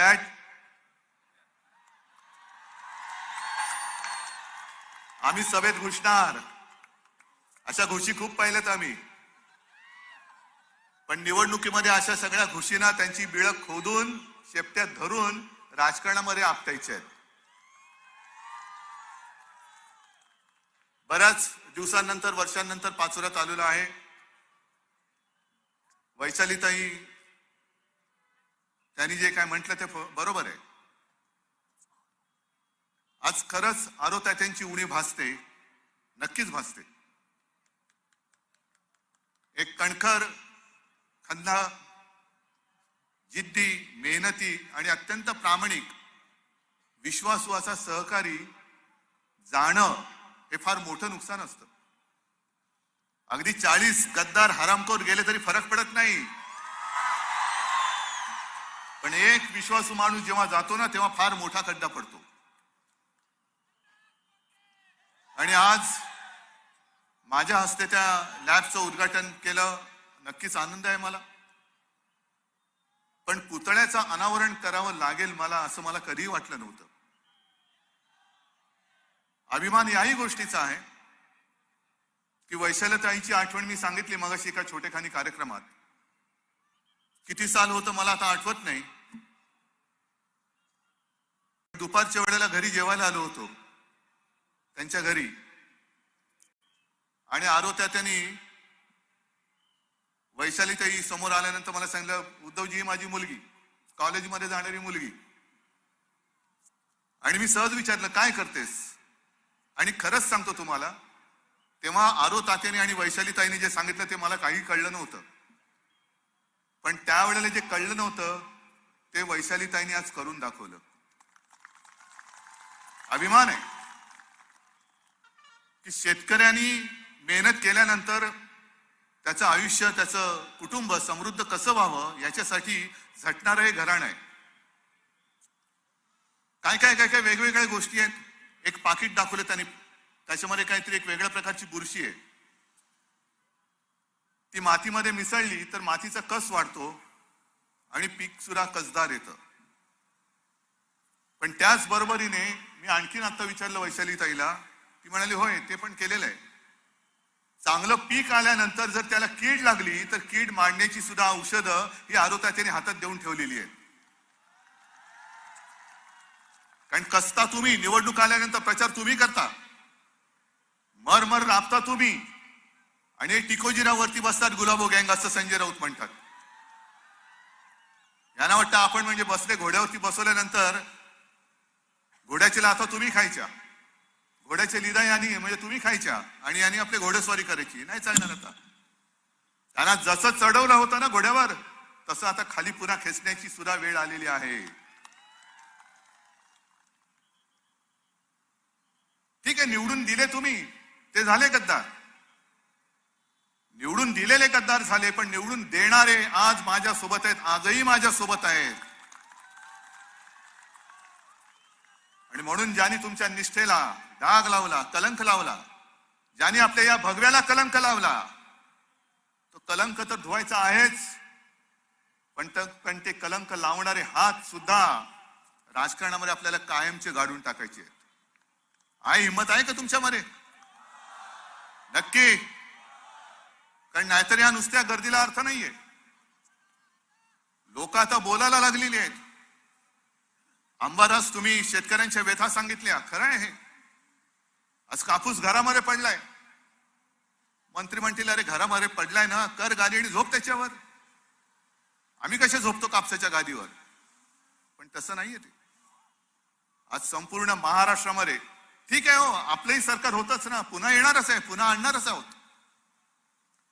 आपलं सरकार होतं त्यावेळी तर जागतिक संकट होतं, करोनाचं संकट होतं, ते काही सरकार निर्मित संकट नव्हतं. नैसर्गिक चक्रीवादळ सुद्धा येत होती. पण प्रत्येक सभेत मी जो प्रश्न विचारतो तोच मी या सभेत विचारतोय. ज्या ज्या वेळेला अशी नैसर्गिक संकट आली तेव्हा तेव्हा आपल्या सरकारने केलेली मदत तुम्हाला मिळाली होती की नव्हती? हे एकदा हो की नाही सांगा, एकदा सांगा. आणि आता हे उलट्या पायाचं सरकार आल्यानंतर हे सरकार म्हणजेच एक संकट आहे. अवकाळी आलेलं सरकार आहे हे. गारपीट काय होते, अवकाळी पाऊस काय पडतोय. एका तरी संकटामध्ये यांनी केलेली मदत तुमच्यापर्यंत पोहोचली असेल तर हो म्हणून सांगा. पीक विम्याचे पैसे तुम्हाला मिळाले असतील तर मला सांगा.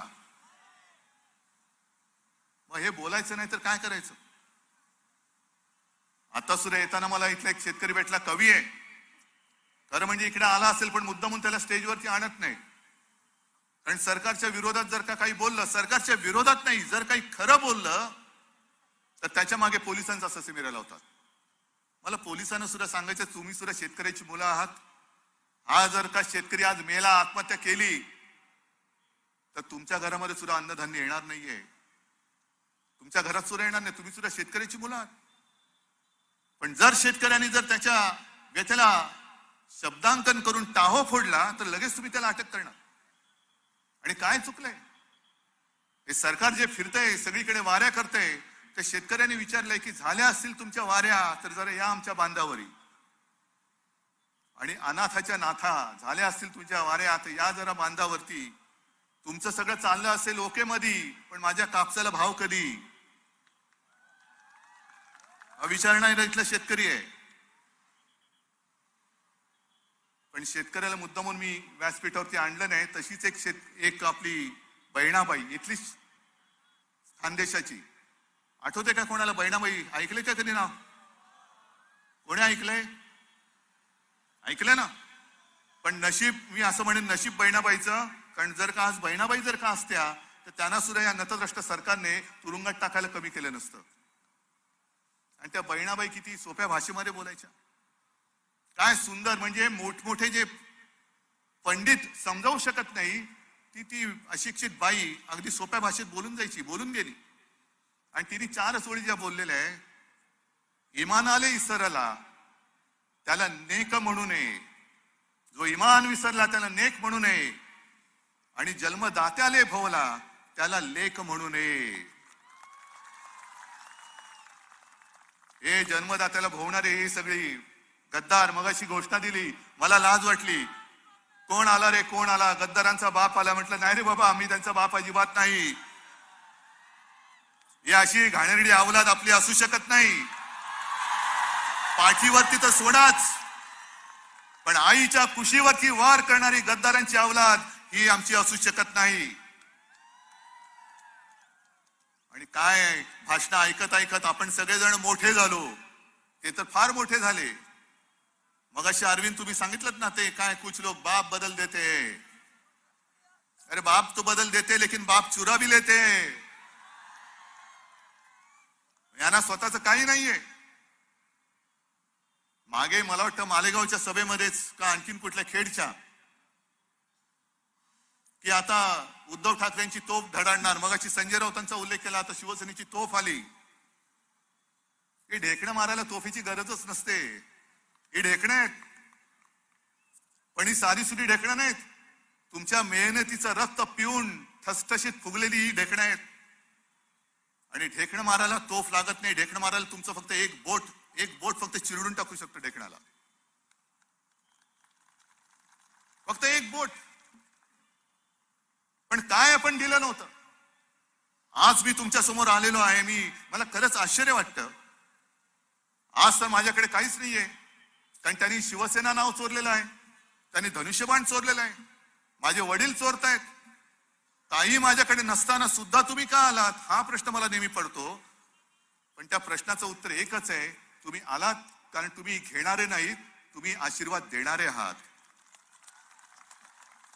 आणि आशीर्वाद देणारे हात, अरे 2-5 इकडे तिकडे गेले असतील, पण हे लाखो करोडो हात माझ्या सोबत आहे. कोणाची हिंमत आहे काय माझा केस वाकडा करण्याची तेच मी बघतो. येऊन दाखवा. ठीक आहे, आव्हानाची भाषा आम्हाला सुद्धा येते, पण आव्हान आम्ही तुमचं समजत नाही. मागे एक 15 दिवसापूर्वी एका वृत्तपत्राने माझी मुलाखत घेतली. त्याने मला विचारलं, तुमच्यासमोर आव्हान काय आहे? भाजप हे आव्हान आहे का? म्हटलं भाजप हे आव्हान नाहीये. भाजप आव्हान बिलकुल नाहीये. पण जोपर्यंत भाजपा देशात आणि राज्यात सत्तेवरती आहे, तो सत्तेवर असेपर्यंत माझ्या राज्याचं आणि देशाचं जे नुकसान करेल ते पुन्हा भरून कसं काढायचं हे माझ्या समोर आव्हान आहे. हे माझ्या समोर आव्हान आहे. आज शेतकरी आत्महत्या करतायत. मी मुद्दामून काही बातम्या घेऊन आलोय. जळगाव जिल्ह्यामध्ये 2 शेतकऱ्यांनी आत्महत्या केल्या ही बातमी आहे. आणखीन अनेकांनी केलेली आहे. एक 62 वर्षाचा शेतकरी, दुसरा 26 वर्षाचा पोर, 26 वर्षाचा मुलगा राहुल राजेंद्र पाटील वय 26 यांनी कपाशीचं अपेक्षित उत्पन्न न आल्याने नैराश्यातून आत्महत्या केली. का? कारण त्यांनी वडिलांकडूनच 5 एकर शेती ही कसण्यासाठी घेतली. पीक गेलं. गेल्यानंतर आता वडिलांना तोंड काय राखू, वडिलांना पैसे कुठून देऊ, हा कर्जाचा डोंगर उभा आहे डोक्यावरती. पण 26 वर्षाच्या पोराने आत्महत्या गळफास लावून घेतला. 26 वर्षाचा पोर. काल परवाकडे जी आपली बातमी आली की संपूर्ण जगामध्ये आता हिंदुस्थान लोकसंख्येच्या बाबतीत नंबर 1. काय पीक, लोकसंख्येचा अमाप पीक आहे. पण त्या लोकसंख्येमध्ये माझ्याकडे अशी ही तरुण मुलं, शेतकरी मुलं ही आत्महत्या करत असतील तर ह्या लोकसंख्येचं करायचं काय? मागे आपण असं म्हणत होतो की यथा राजा तथा प्रजा. शिवसेना प्रमुख नेहमी सांगायचे, हे बरोबर आहे. पूर्वी जसा राजा असेल तशी प्रजा असायची. पण लोकशाही म्हटल्यानंतर यथा प्रजा तथा राजा. तुम्ही निवडता राजा कोण. हा अधिकार तुमचा आहे, हा हक्क तुमचा आहे. पण आज सगळीकडे जे एक वातावरण निर्माण केलं जाते की तुम्हाला कळतच नाही, चटके बसले तरी जाणून द्यायचे नाही, अशा पद्धतीने धुळफेक चाललेली तुमच्या डोळ्यामध्ये. महागाई वाढते, महागाई कमी झाली. खरं म्हणजे मला आता तो एक व्हिडिओ दाखवायचा आहे. नरेंद्र मोदी लोकसभेच्या निवडणुकीमध्ये भाषण करताना दाखवायचे आणि मग बोलायचे, महंगाई कम हुई की ऊपर गई, पेट्रोल के दाम बढ़ गए की नीचे गए, डाळीचा भाव वाढला की खाली गेला. तुम्ही सांगा, हे सगळं वाढलं की खाली गेलं? बरं, शेतकऱ्यांचं उत्पन्न आम्ही दुप्पट करू की? मला खरंच प्रामाणिकपणाने सांगा आणि मला आवडेल जर माझ्या इथल्या जमलेल्या एका जरी शेतकऱ्याचं उत्पन्न शेतीमध्ये दुप्पट झालं असेल तर हात वर करून सांगा, मला आनंद वाटेल. जर असेल तर हो म्हणून सांगा, आणि नसेल तर नाही म्हणून हात वर करा. बघा, मग ह्या सगळ्या थापा आपण ऐकत पुन्हा निवडणूक आली की अबकी बार, पुन्हा अबकी बार. किती अबकी बार? या अबकी बार बस झाला, आता एकदा आपटी बार आहे ना, आपटा एकदा. त्याच्याशिवाय हे शाणे होणार नाहीत. पण प्रश्न कोणी विचारले जसं त्या सत्यपाल मलिकने एक प्रश्न विचारला, प्रश्न नाही विचारला, त्यांनी माहिती सांगितली, फार मोलाची माहिती. पुलवामाचं जे काही हत्याकांड झालं, आपले 40 सैनिक जे शहीद झाले, सत्यपाल मलिकने सांगितलं की पूर्ण चूक ही गृहमंत्रालयाची होती. त्यांनी त्या सैनिकांना पुरेशी सुरक्षा तर दिली नाहीच, पण विमानं द्यायला पाहिजे होती ती विमानं दिली नाहीत, आणि म्हणून त्यांचे जीव गेले. भ्रष्टाचाराबद्दल बोललेले आहेत, काश्मीरच्या 370 कलम हटवण्याबद्दल बोललेले आहेत, पण कोण उत्तर देते? उत्तर देणं तर लांब राहिलं, पण सत्यपाल मलिकांच्या मागे सीबीआय लावलं. आणि काल तर कहरच झाला. अमित शहा म्हणजे तिकडे 2-3 दिवसापूर्वी सुद्धा जवान मारले गेले, तरी पण आपलं सगळे मंत्री हे जणू काही देशासमोरचे सगळे प्रश्न संपलेले आहेत, पण आम्हाला कर्नाटकची निवडणूक महत्वाची आहे म्हणून कर्नाटकात ठाण मांडून बसले. मग असंच कुठेतरी अमित शहा बोलले की सत्यपाल मलिक जे आज बोलतायत ते राज्यपाल असताना का नाही बोलले? काय प्रश्न आहे, मोठा प्रश्न आहे, खरंच आहे. पण त्याचंही उत्तर सत्यपाल मलिकने दिले. सत्यपाल मलिकांनी स्वच्छ सांगितलं की हे जेव्हा मी पंतप्रधानांच्या कानावर घातलं तेव्हा पंतप्रधान जिम कॉर्बेट मध्ये होते, मी सुद्धा जात होतो जंगलामध्ये, आता पंतप्रधान जायला लागले. जिम कॉर्बेट मध्ये होते, मग तिथून ते बाहेर आले आणि त्यांनी सांगितलं की इस बारे में कुछ बोलो मत. पंतप्रधानांनी त्यांना सांगितलं होतं की त्याविषयी काही बोलू नका. बरं ठीक आहे, जर अमित शहाचं म्हणणं असं असेल की सत्यपाल मलिक राज्यपाल होते तेव्हा ते का बोलले नाहीत, तर मला अमित शहाना प्रश्न विचारायचा आहे. तुम्ही आज जे आमच्या विरोधकांच्या मागे ईडी सीबीआय सगळं लावलेलं आहे, तुरुंगात जाता की भाजपात येता? जातात काही लोक खोक्यासाठी जातात, काही लोक लाचारी म्हणून जातात, पण आमच्यामध्ये असले तर ते भ्रष्ट, त्यांच्यावरती तुम्ही धाडी टाकता. आणि तुमच्या पक्षामध्ये ते आल्यानंतर तुम्ही काय त्यांना गोमूत्र टाकून शुद्ध करून तुमच्यात घेतात? निर्मा तर सोडाच, गोमूत्र ओततात. पण जर तुमच्यामध्ये आल्यानंतर ते शुद्ध होत असतील तर आमच्यामध्ये असताना ते भ्रष्ट कसे असू शकतात, ह्याचं उत्तर का नाही तुम्ही देत? ह्याचं उत्तर एकच आहे की यांना फक्त आणि फक्त ही जी आपली भारत माता आहे, त्या भारत मातेमध्ये भाजपाशिवाय दुसरा कोणताही पक्ष अस्तित्वात ठेवायचा नाहीये. आज खरं म्हणजे एकनाथ खडसे दुपारी मला भेटले, इकडे आज सभेला येणार होते. जर सभेला व्यासपीठावर असते तर बरं झालं असतं, कारण एकनाथ खडसेंनीच मला 2014 साली फोन करून सांगितलं होतं, उद्धवजी आता याच्या पुढे आपण युती ठेवू शकत नाही, आपली युती तुटते. आपली युती तुटली. मी त्यांना विचारलं काय झालं असं? नाताभाऊ काय झालं? आपण काही ज्या जागा राहिल्यात, बस 2 दिवस आहेत, आपण संपून टाकू विषय आणि जाऊ ना हिंदुत्वाची युती, भगव्याची युती, संपूर्ण देशभर आपण जाणार होतो. नाही म्हणे आमचं आता ठरलं, आता काय नाही. मग नेमकं भाजपला करायचं काय? त्यावेळेला एकनाथ खडसे भाजपात होते म्हणून त्यांच्या गळ्यामध्ये टाकलं की तुम्ही शिवसेनेला तोडा, म्हणून त्यांनी आपलं काम केलं. मला फोन करून सांगली युती तोडली. पण भारतीय जनता पक्षाला देशामध्ये राजकारणात मित्र पण नको आहेत आणि स्वतःच्या पक्षातले चांगले लोक सुद्धा नको आहेत. एकनाथ खडसेंना सुद्धा त्यांनी फेकून दिलं बाजूला. हा कुठला नाही, हा कुठला पक्ष आहे? कोणता पक्षवाढीचा हा विषय? अरे आज माझ्याकडे नाव चिन्ह नसताना सुद्धा जनसागर उसळतोय. हा माझा पक्ष आहे, ही माझी शक्ती आहे, ही माझी ताकद आहे आणि शिवसेना प्रमुखांचे आशीर्वाद आहेत.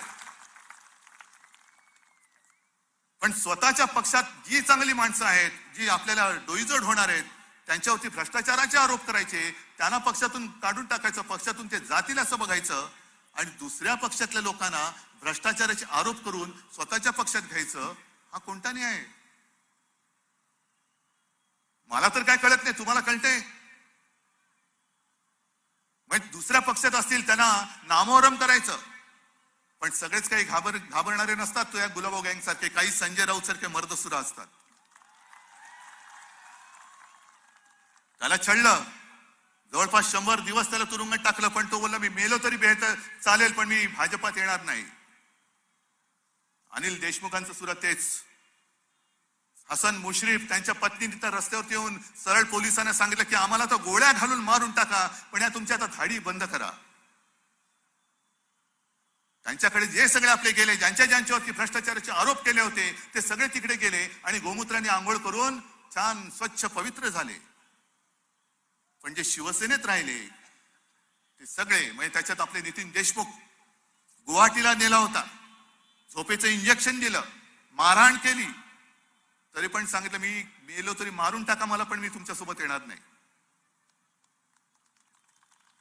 तो परत आला. त्याच्या मागे आता चौकशा लावल्यात. राजन साळवी गेला नाही, जाणार नाही. त्याला सहकुटुंब काय सत्यनारायणाची पूजा ठेवली ईडी ऑफिसमध्ये. सहकुटुंब सहपरिवार प्रसादाला या, तसं सहकुटुंब सहपरिवार चौकशीला या. वैभव नाईक सगळे सगळे जे शिवसेनेत आणि माझ्यासोबत राहिलेत त्यांना सगळ्यांना आज ईडी सीबीआयच्या मागे, त्यांच्या मागे लावून चौकशीचा ससेमिरा लावलाय. किती जणांना अटका कराल? एवढ्या सगळ्यांना अटका करणार ना तुम्ही? एवढ्या सगळ्या जणांना अटका करणार? चला येतो आम्ही. चला तुम्ही नंतर केसेस बनवा, खोट्या केसेसच बनवायच्यात ना तर नंतर बनवा, पण आम्हाला एकदा आम्ही जेल भरोस करून टाकतो. चला या, होऊनच जाऊ दे. काय व्हायचे असेल ते होऊन जाऊ दे. एकदा काय त्यांची मस्तीच उतरून टाकूया आपण. आव्हानं कसली देता? आव्हान द्यायला पहिला मर्द असावा लागतो, कडेकोट सुरक्षा बंदोबस्तामध्ये, आणि नंतर घरोघरी पोलीस पाठवून तुम्ही छळणार. याला मर्दपणा म्हणत नाही, हा नामर्दपणा आहे. हा नामर्दपणा आहे.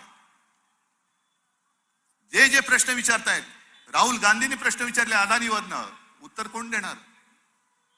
आणि हा प्रश्न एकट्या राहुल गांधींना पडलेला नाहीये, हा प्रश्न संपूर्ण जनतेला पडलेला आहे. की एवढा शेतकरी सुद्धा तेच म्हणतोय की मी मरतोय, माझं कर्ज फिटत नाही.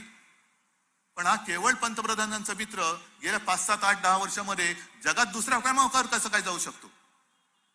आणि खरंच जर का तो तसा यशस्वी झाला असेल तर माझं असं म्हणणं की त्याची सुद्धा एक आपण यशोगाथा काढूया ना. द्या माझ्या शेतकऱ्यांना कसं व्हायचं श्रीमंत. बोलायला ठीक आहे, मी गरिबांचा काय प्रधान सेवक आहे. आमचं सरकार इथले म्हणतात ना, ज्याने आपला पक्ष चोरलाय ते मिंदे, आमचं सरकार घेणारं नाही देणारं आहे. काय देताय तुम्ही? काय दिलं तुम्ही? नुसतं फिरताय. अरे माझ्यावरती आरोप करतायत, ठीक आहे करा. यांनी म्हणे घरी बसून सरकार चालवलं. हो चालवलंच तेव्हा, पण मी घरी बसून जे करू शकलो ते तुम्ही वणवण फिरून करू शकत नाही, हे सुद्धा तुम्ही कबूल करा. मी घरी बसून जो महाराष्ट्र सांभाळत होतो म्हणून तरी जनता इकडे आले. आणि विचारा त्यांना, मी तुम्हाला जवळचा वाटतो का मिंदे तुम्हाला जवळचा वाटतो? मी तुम्हाला कुटुंबाचा वाटतो की मिंदे गद्दार चोर तुम्हाला कुटुंबातला वाटतो? कारण काहीतरी एक वारसा असतो, एक परंपरा असते. आता वैशालीताई आरोतात्यांचं काम घेऊन पुढे चाललेली आहे. मग ते म्हणतील घराणेशाही असेल, पण घराणेशाहीमध्ये सुद्धा घराण्याची परंपरा असते. अरे तुला आगे ना पिछा तुला कोणी नाहीये. तू कधी काही झोडी लटकोशील आणि निघून जाशील, पण माझ्या जनतेच्या हातामध्ये भिकेचा कटोरा देऊन जाशील, त्याचं काय करायचं? मी फकीर आहे, मी झोडी लटकून निघून जाशील बाबा, पण माझी जनता ही भिकेचा कटोरा घेऊन फिरेल ना वणवण, तिचं काय? म्हणून काहीतरी घराण्याची परंपरा लागते, घराण्याचा वारसा लागतो. आणि नुसतं केवळ निवडणूक राजकारण म्हणून आलेलं नाहीये. मला खरंच वैशालीताई आणि आरोतात्याच्या कुटुंबाचा अभिमान वाटतो. हे सगळे तिकडे लोभासाठी जात असताना तुम्ही लढण्यासाठी माझ्याकडे आलेलात. लढण्यासाठी काय मी देऊ शकतो तुम्हाला? आता तर निवडणूक सुद्धा नाही, पण जर निवडणूक तर येणार, तर पाचोरामध्ये गद्दाराला गाडणारच की नाही एवढं मला सांगा. वैशालीताईच्या पाठी तुम्हाला उभं राहावं लागेल. आणि निवडणूक कधी येऊ शकेल? एक तर सर्वोच्च न्यायालयामध्ये आता निकाल प्रलंबित आहे. आशा आहे, अपेक्षा आहे की न्यायदेवता न्याय देईल, नक्कीच देईल. आणि तो दिल्यानंतर इकडे काय होईल त्याची आता शक्यता पडताळून बघतायत. आणि शक्यता पडताळून पाहताना त्यांचं जे काही जात आहे तिकडे बघायचं नाही, पण लवकरच शिवसेना आणखीन फुटणार, मग राष्ट्रवादी फुटणार, मग काँग्रेस फुटणार. आपण इकडे इकडे बघत बसतो आणि हे चोर तुमचं सगळं चोरून निघून जातात. मी काँग्रेस सोबत गेलो राष्ट्रवादी सोबत गेलो तर म्हणे हिंदुत्व सोडलं. मग आणखीन एक प्रश्न मला तुम्हाला विचारायचा आहे. झाली आता 3 वर्ष झाली महाविकास आघाडीला. या 3 वर्षामध्ये एक तरी घटना, एक तरी प्रसंग असा मला सांगा की जेथे मी हिंदुत्व सोडले असं जर तुम्ही सांगितलं, मी आत्ता व्यासपीठावर उतरून निघून जाईन, पुन्हा तुमच्याकडे तोंड दाखवलं येणार नाही. 3 वर्षात कधीतरी मी हिंदुत्व सोडल्याचं सांगू शकता तुम्ही? सोडले मी हिंदुत्व? पण मुख्यमंत्री म्हटल्यानंतर ज्या घटनेची शपथ सगळ्यांनाच घ्यावी लागते, आमदाराला घ्यावी लागते, खासदाराला घ्यावी लागते, मंत्र्याला घ्यावी लागते, मंत्री पंतप्रधानांना घ्यावी लागते. मी कोणत्याही धर्मावरती अन्याय होऊ दिला नाही. तरुणामध्ये सर्व धर्मियांची प्रार्थनास्थळ मी बंद ठेवली होती. त्यावेळेला हेच उपटसुंब आपटत बसले होते, कोलांट्या उड्या मारा, ढोल वाजवा, थाळ्या बडवा, पण मंदिरं उघडा. मी नाही होऊ दिलं ते. मी कधी हिंदुत्व म्हणून ते जसे वागतायत तसं वागलो नाही. आणि म्हणून मी नेहमी सांगतो, तेच पुन्हा सांगतोय की मी हिंदुत्व सोडलेलं नाही, हिंदुत्व सोडणार नाही. पण त्याच बरोबरीने माझं हिंदुत्व म्हणजे आपलं हिंदुत्व हे शेंडी जानव्याचं हिंदुत्व नाही, अजिबात नाही.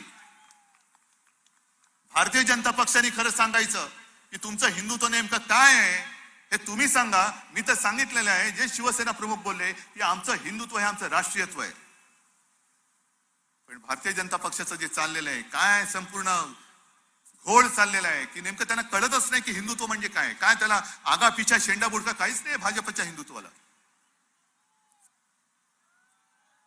एका बाजूला म्हणतात म्हणजे आपल्या महाराष्ट्रामध्ये गोवंश हत्याबंदी आहे ना, आपल्या महाराष्ट्रात गोवंश हत्याबंदी आहे, पण गोव्यामध्ये गोवंश हत्याबंदी नाही. दुसऱ्या राज्यामध्ये गोवंश हत्याबंदी, तिसऱ्या राज्यामध्ये नाही. बरं, जर का कुठे कोणाला संशय आला की हा गोमांस घेऊन चाललाय तर त्याला भर रस्त्यामध्ये तो चिरला जातो, मारला जातो. हे असं पाशवी हिंदुत्व आमचं नाहीये. ठीक आहे, गोमाता जसं सावरकर बोललेत की गाय ही माता असेल तर ती आहे, ती बैलाची आहे, माणसाची नाही. आज गायीला जेवढी सुरक्षा तुम्ही देऊ इच्छिता किंवा देता तेवढी आपल्या आईला द्या पहिली. महिलांवरती अत्याचार वाढतायत. अत्याचार झाल्यानंतर महिलेची तक्रार तर घेतली जातच नाही, पण महिलेवरती गुन्हे टाकले जात आहेत.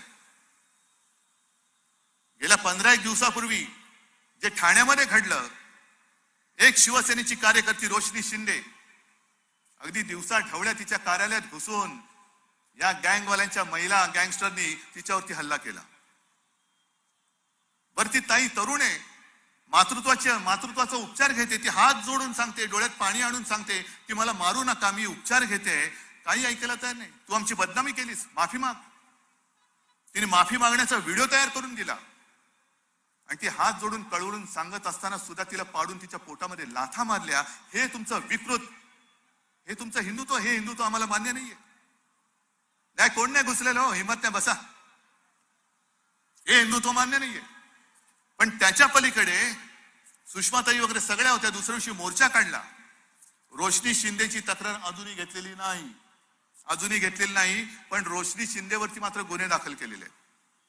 आणि रोशनी जेव्हा उपचार घेत होती तेव्हा तिच्या हॉस्पिटलच्या बाहेर, रूमच्या बाहेर पोलीस उभे केले होते. हिला डिस्चार्ज मिळतोय कधी आणि हिला तुरुंगात टाकतोय कधी. हे हिंदुत्व तुम्हाला मान्य आहे? हे हिंदुत्व तुम्हाला मान्य आहे?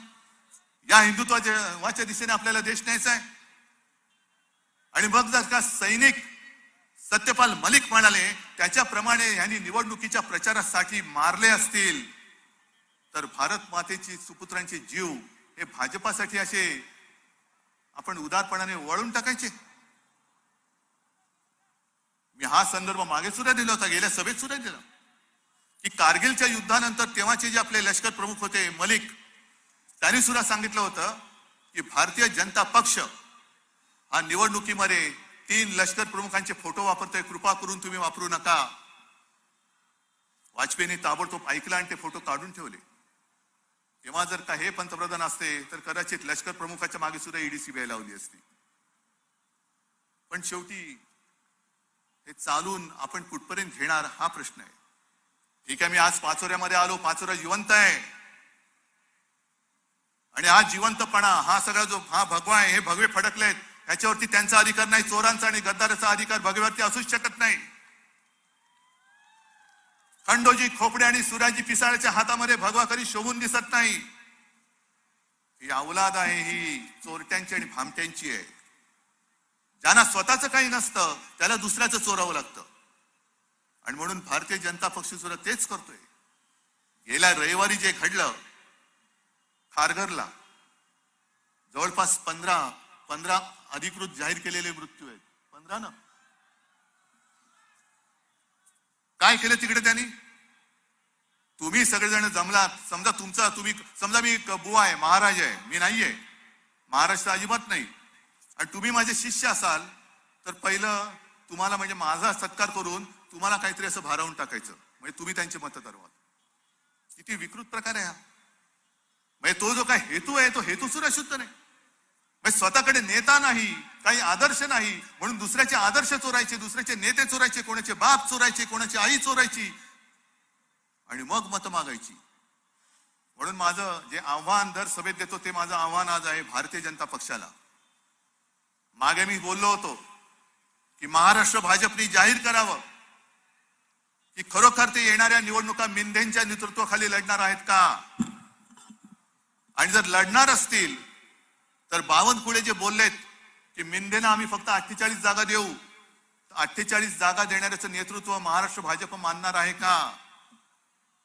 आणि त्याही पुढे जाऊन मी भाजपला आणि मिंद्यांना आव्हान देतोय की तुम्ही आमचं चोरलेलं धनुष्यबाण घेऊन या, तुम्ही तुमच्या मोदींचा चेहरा घेऊन या. मी माझं नाव घेऊन येतो, उद्धव बाळासाहेब ठाकरे. बघूया महाराष्ट्र कोणाला निवडून देतो. आणि ही आग आता सर्वत्र दिसते, ही जाग आता सर्वत्र दिसते, म्हणून निवडणुका पुढे ढकलतायत. मग प्रश्न तुमचा आहे. मला सहानुभूती नकोय, मला गद्दारीवरती जो आलेला राग आहे तो व्यक्त करायचा आहे. महाराष्ट्र हा शूरांचा आहे, वीरांचा आहे, गद्दारांचा नाही. आणि इकडे बसलेला माझा जो सैनिक आहे, साधा शेतकरी आहे, जसं शेतामध्ये आलेलं तण तुम्ही उपटून टाकता ना, तशी तण तुम्हाला उपटून टाकावी लागतील. ही तयारी तुमच्यामध्ये असली पाहिजे. आहे ती तयारी? निवडणूक त्यांच्यामध्ये तर हिंमत नाहीच. पावसाळ्यापूर्वी काय मी तर म्हणे आता निवडणुका लावा, आमची तयारी आहे ना. जी निशाणी आम्हाला दिलेली आहे ती निशाणी घेऊन एकदा तर विजय आम्ही मिळवलेलाच आहे. मशालीनी आम्ही मशाल घेऊन येतो, तुम्ही धनुष्यबाण घेऊन या, पण आम्ही मशालीची धग अशी लावू की तुमचं चोरलेलं सिंहासन त्याच्यामध्ये जाळून भस्म करून टाकू. आणि म्हणून एकच सांगतो, ही गर्दी नुसती जल्लोष असता कामा नये. तर आज जेवढे तुम्ही जमलेले आहात, तुमच्याकडनं मला प्रत्येकाकडनं आणखीन हा प्रचार गद्दारांना गाडायचा आहे, हा राज्यभर पसरवायचा आहे.